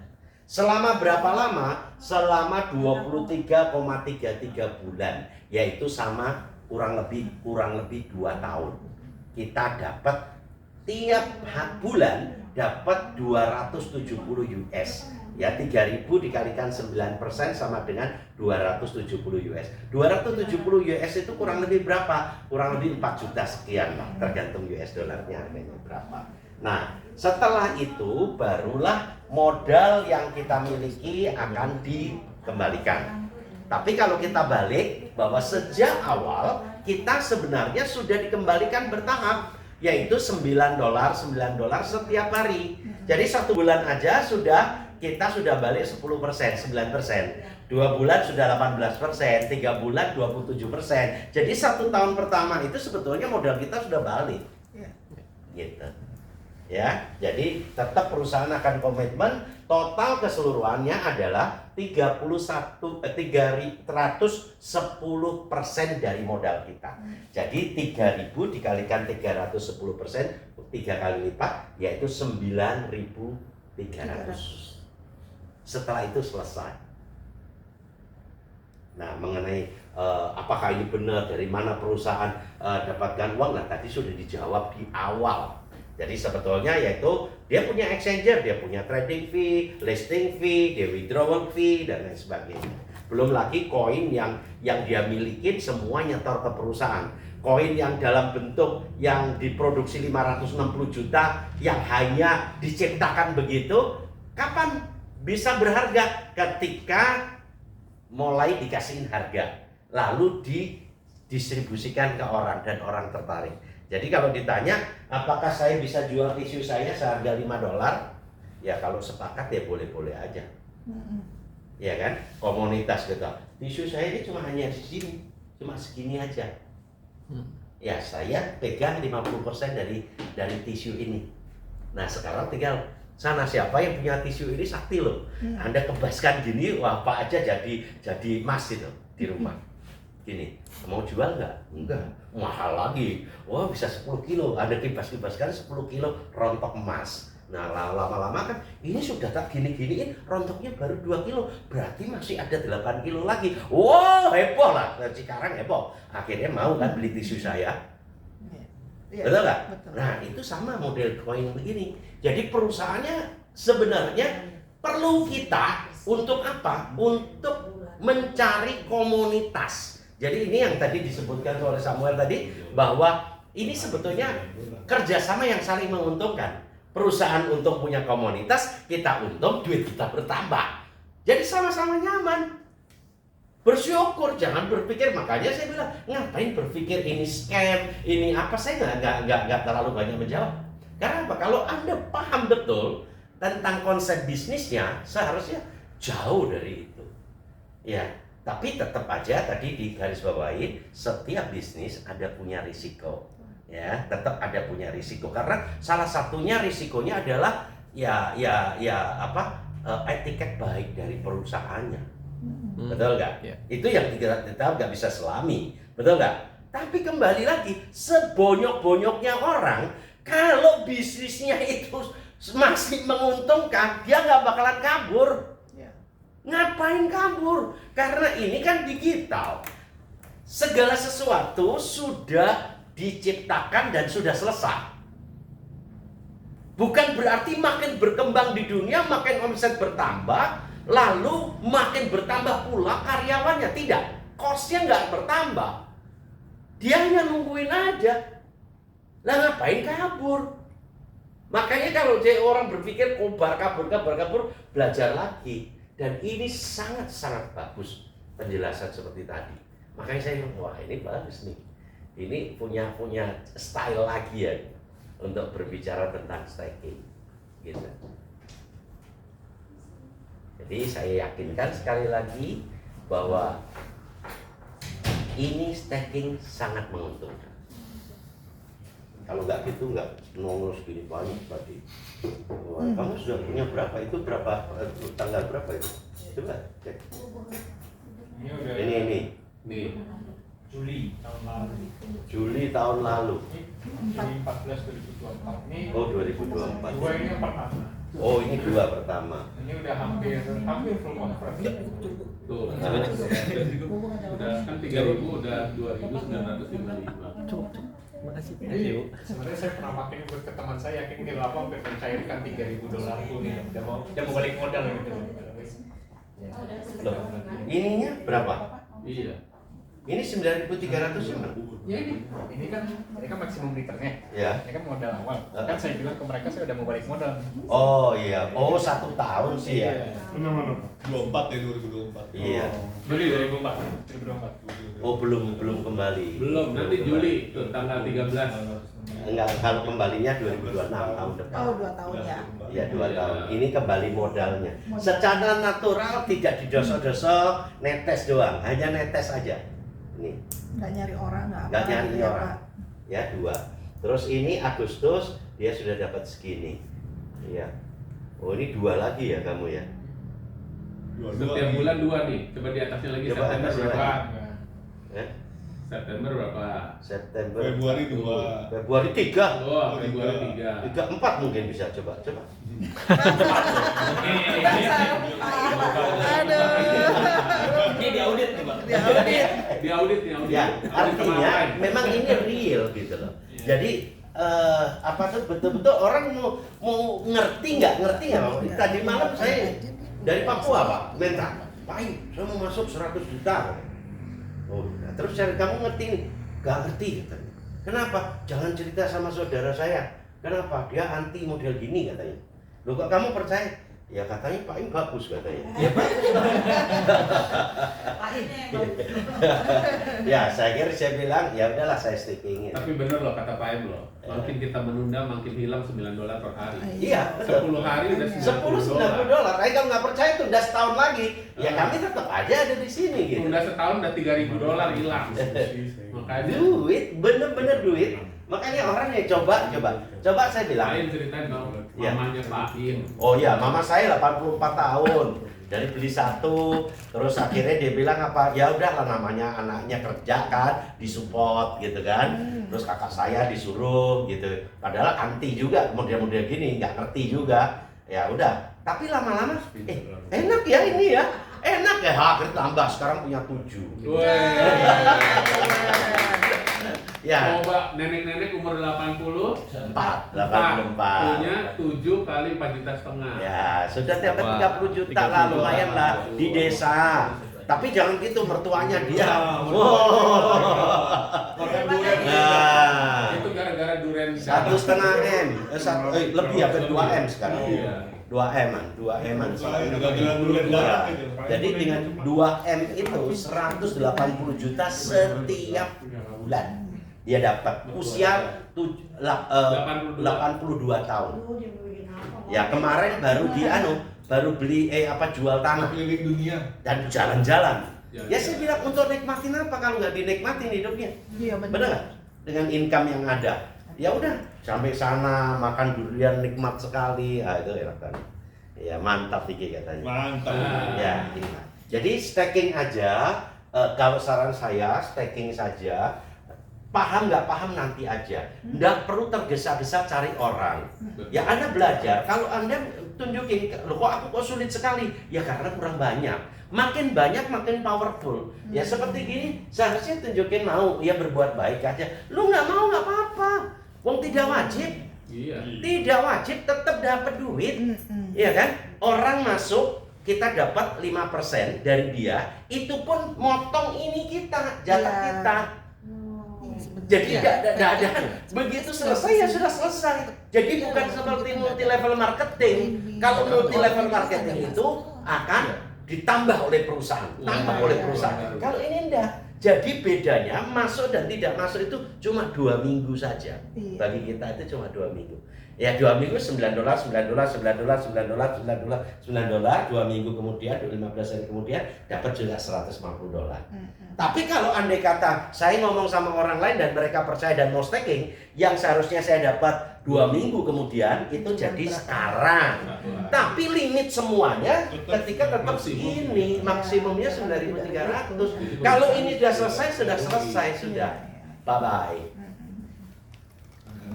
Makanya rajinlah berbuat baik supaya lebih Yes. cepat dapat Betul. 9.300. Betul. Kalau mau Ada pertanyaan lagi? Nggak ada? Minta link dari sponsor Anda yang mengundang Anda dan Anda bisa langsung minta daftar staking. besok udah langsung gitu. Tambah $9. Makanya tadi malam itu saya paksain Nah. yang Papua itu. Saya bilang besok lihat Langsung. $9 kali 2 $18. $18 itu kan makan tiap hari cukup, Pak. Kalau deposito mesti 24 jam. Pak. Kalau itu langsung berapa jam aja langsung. Iya. Ya, ini good. Ya, terima kasih. Ada pertanyaan? Anda yang lain? Nggak ada ya? Oke, mau 10 atau 15? Cukup ya, good. Mau 10? Staking atau 15? Langsung. Lagi. Thank you ya. Mantap ini. Tepuk tangan dong. Pak Im jadi nggak perlu banyak-banyak ya Pak Im ya. Hah? Udah cukup. Wah. Iya. Dipoles aja sama Pak Im. Ini luar biasa, Pak. Ini paling enak. Karena terus terang ya, kalau dia ngomongin ini tadi itu membukakan seluruhnya, Pak. Kalau orang mau ya. Tapi kalau sistem presentasi saya kan memang fleksibel, tergantung audiens. Kalau audiensnya apa sih tujuannya, kalau dijelasin gini nggak terlalu. Ini tapi kalau orang-orang tertentu ini, wah ini maksudnya clear gitu loh, bahwa ini bagus gitu loh. Jadi ini bisnis, benar-benar bisnis gitu loh. Ada dasarnya. Ada dasarnya, jadi bukan hanya sekedar kita main-main gitu loh, bukan. Ya, terima kasih Bang Anu. Ini saya udah kirim linknya.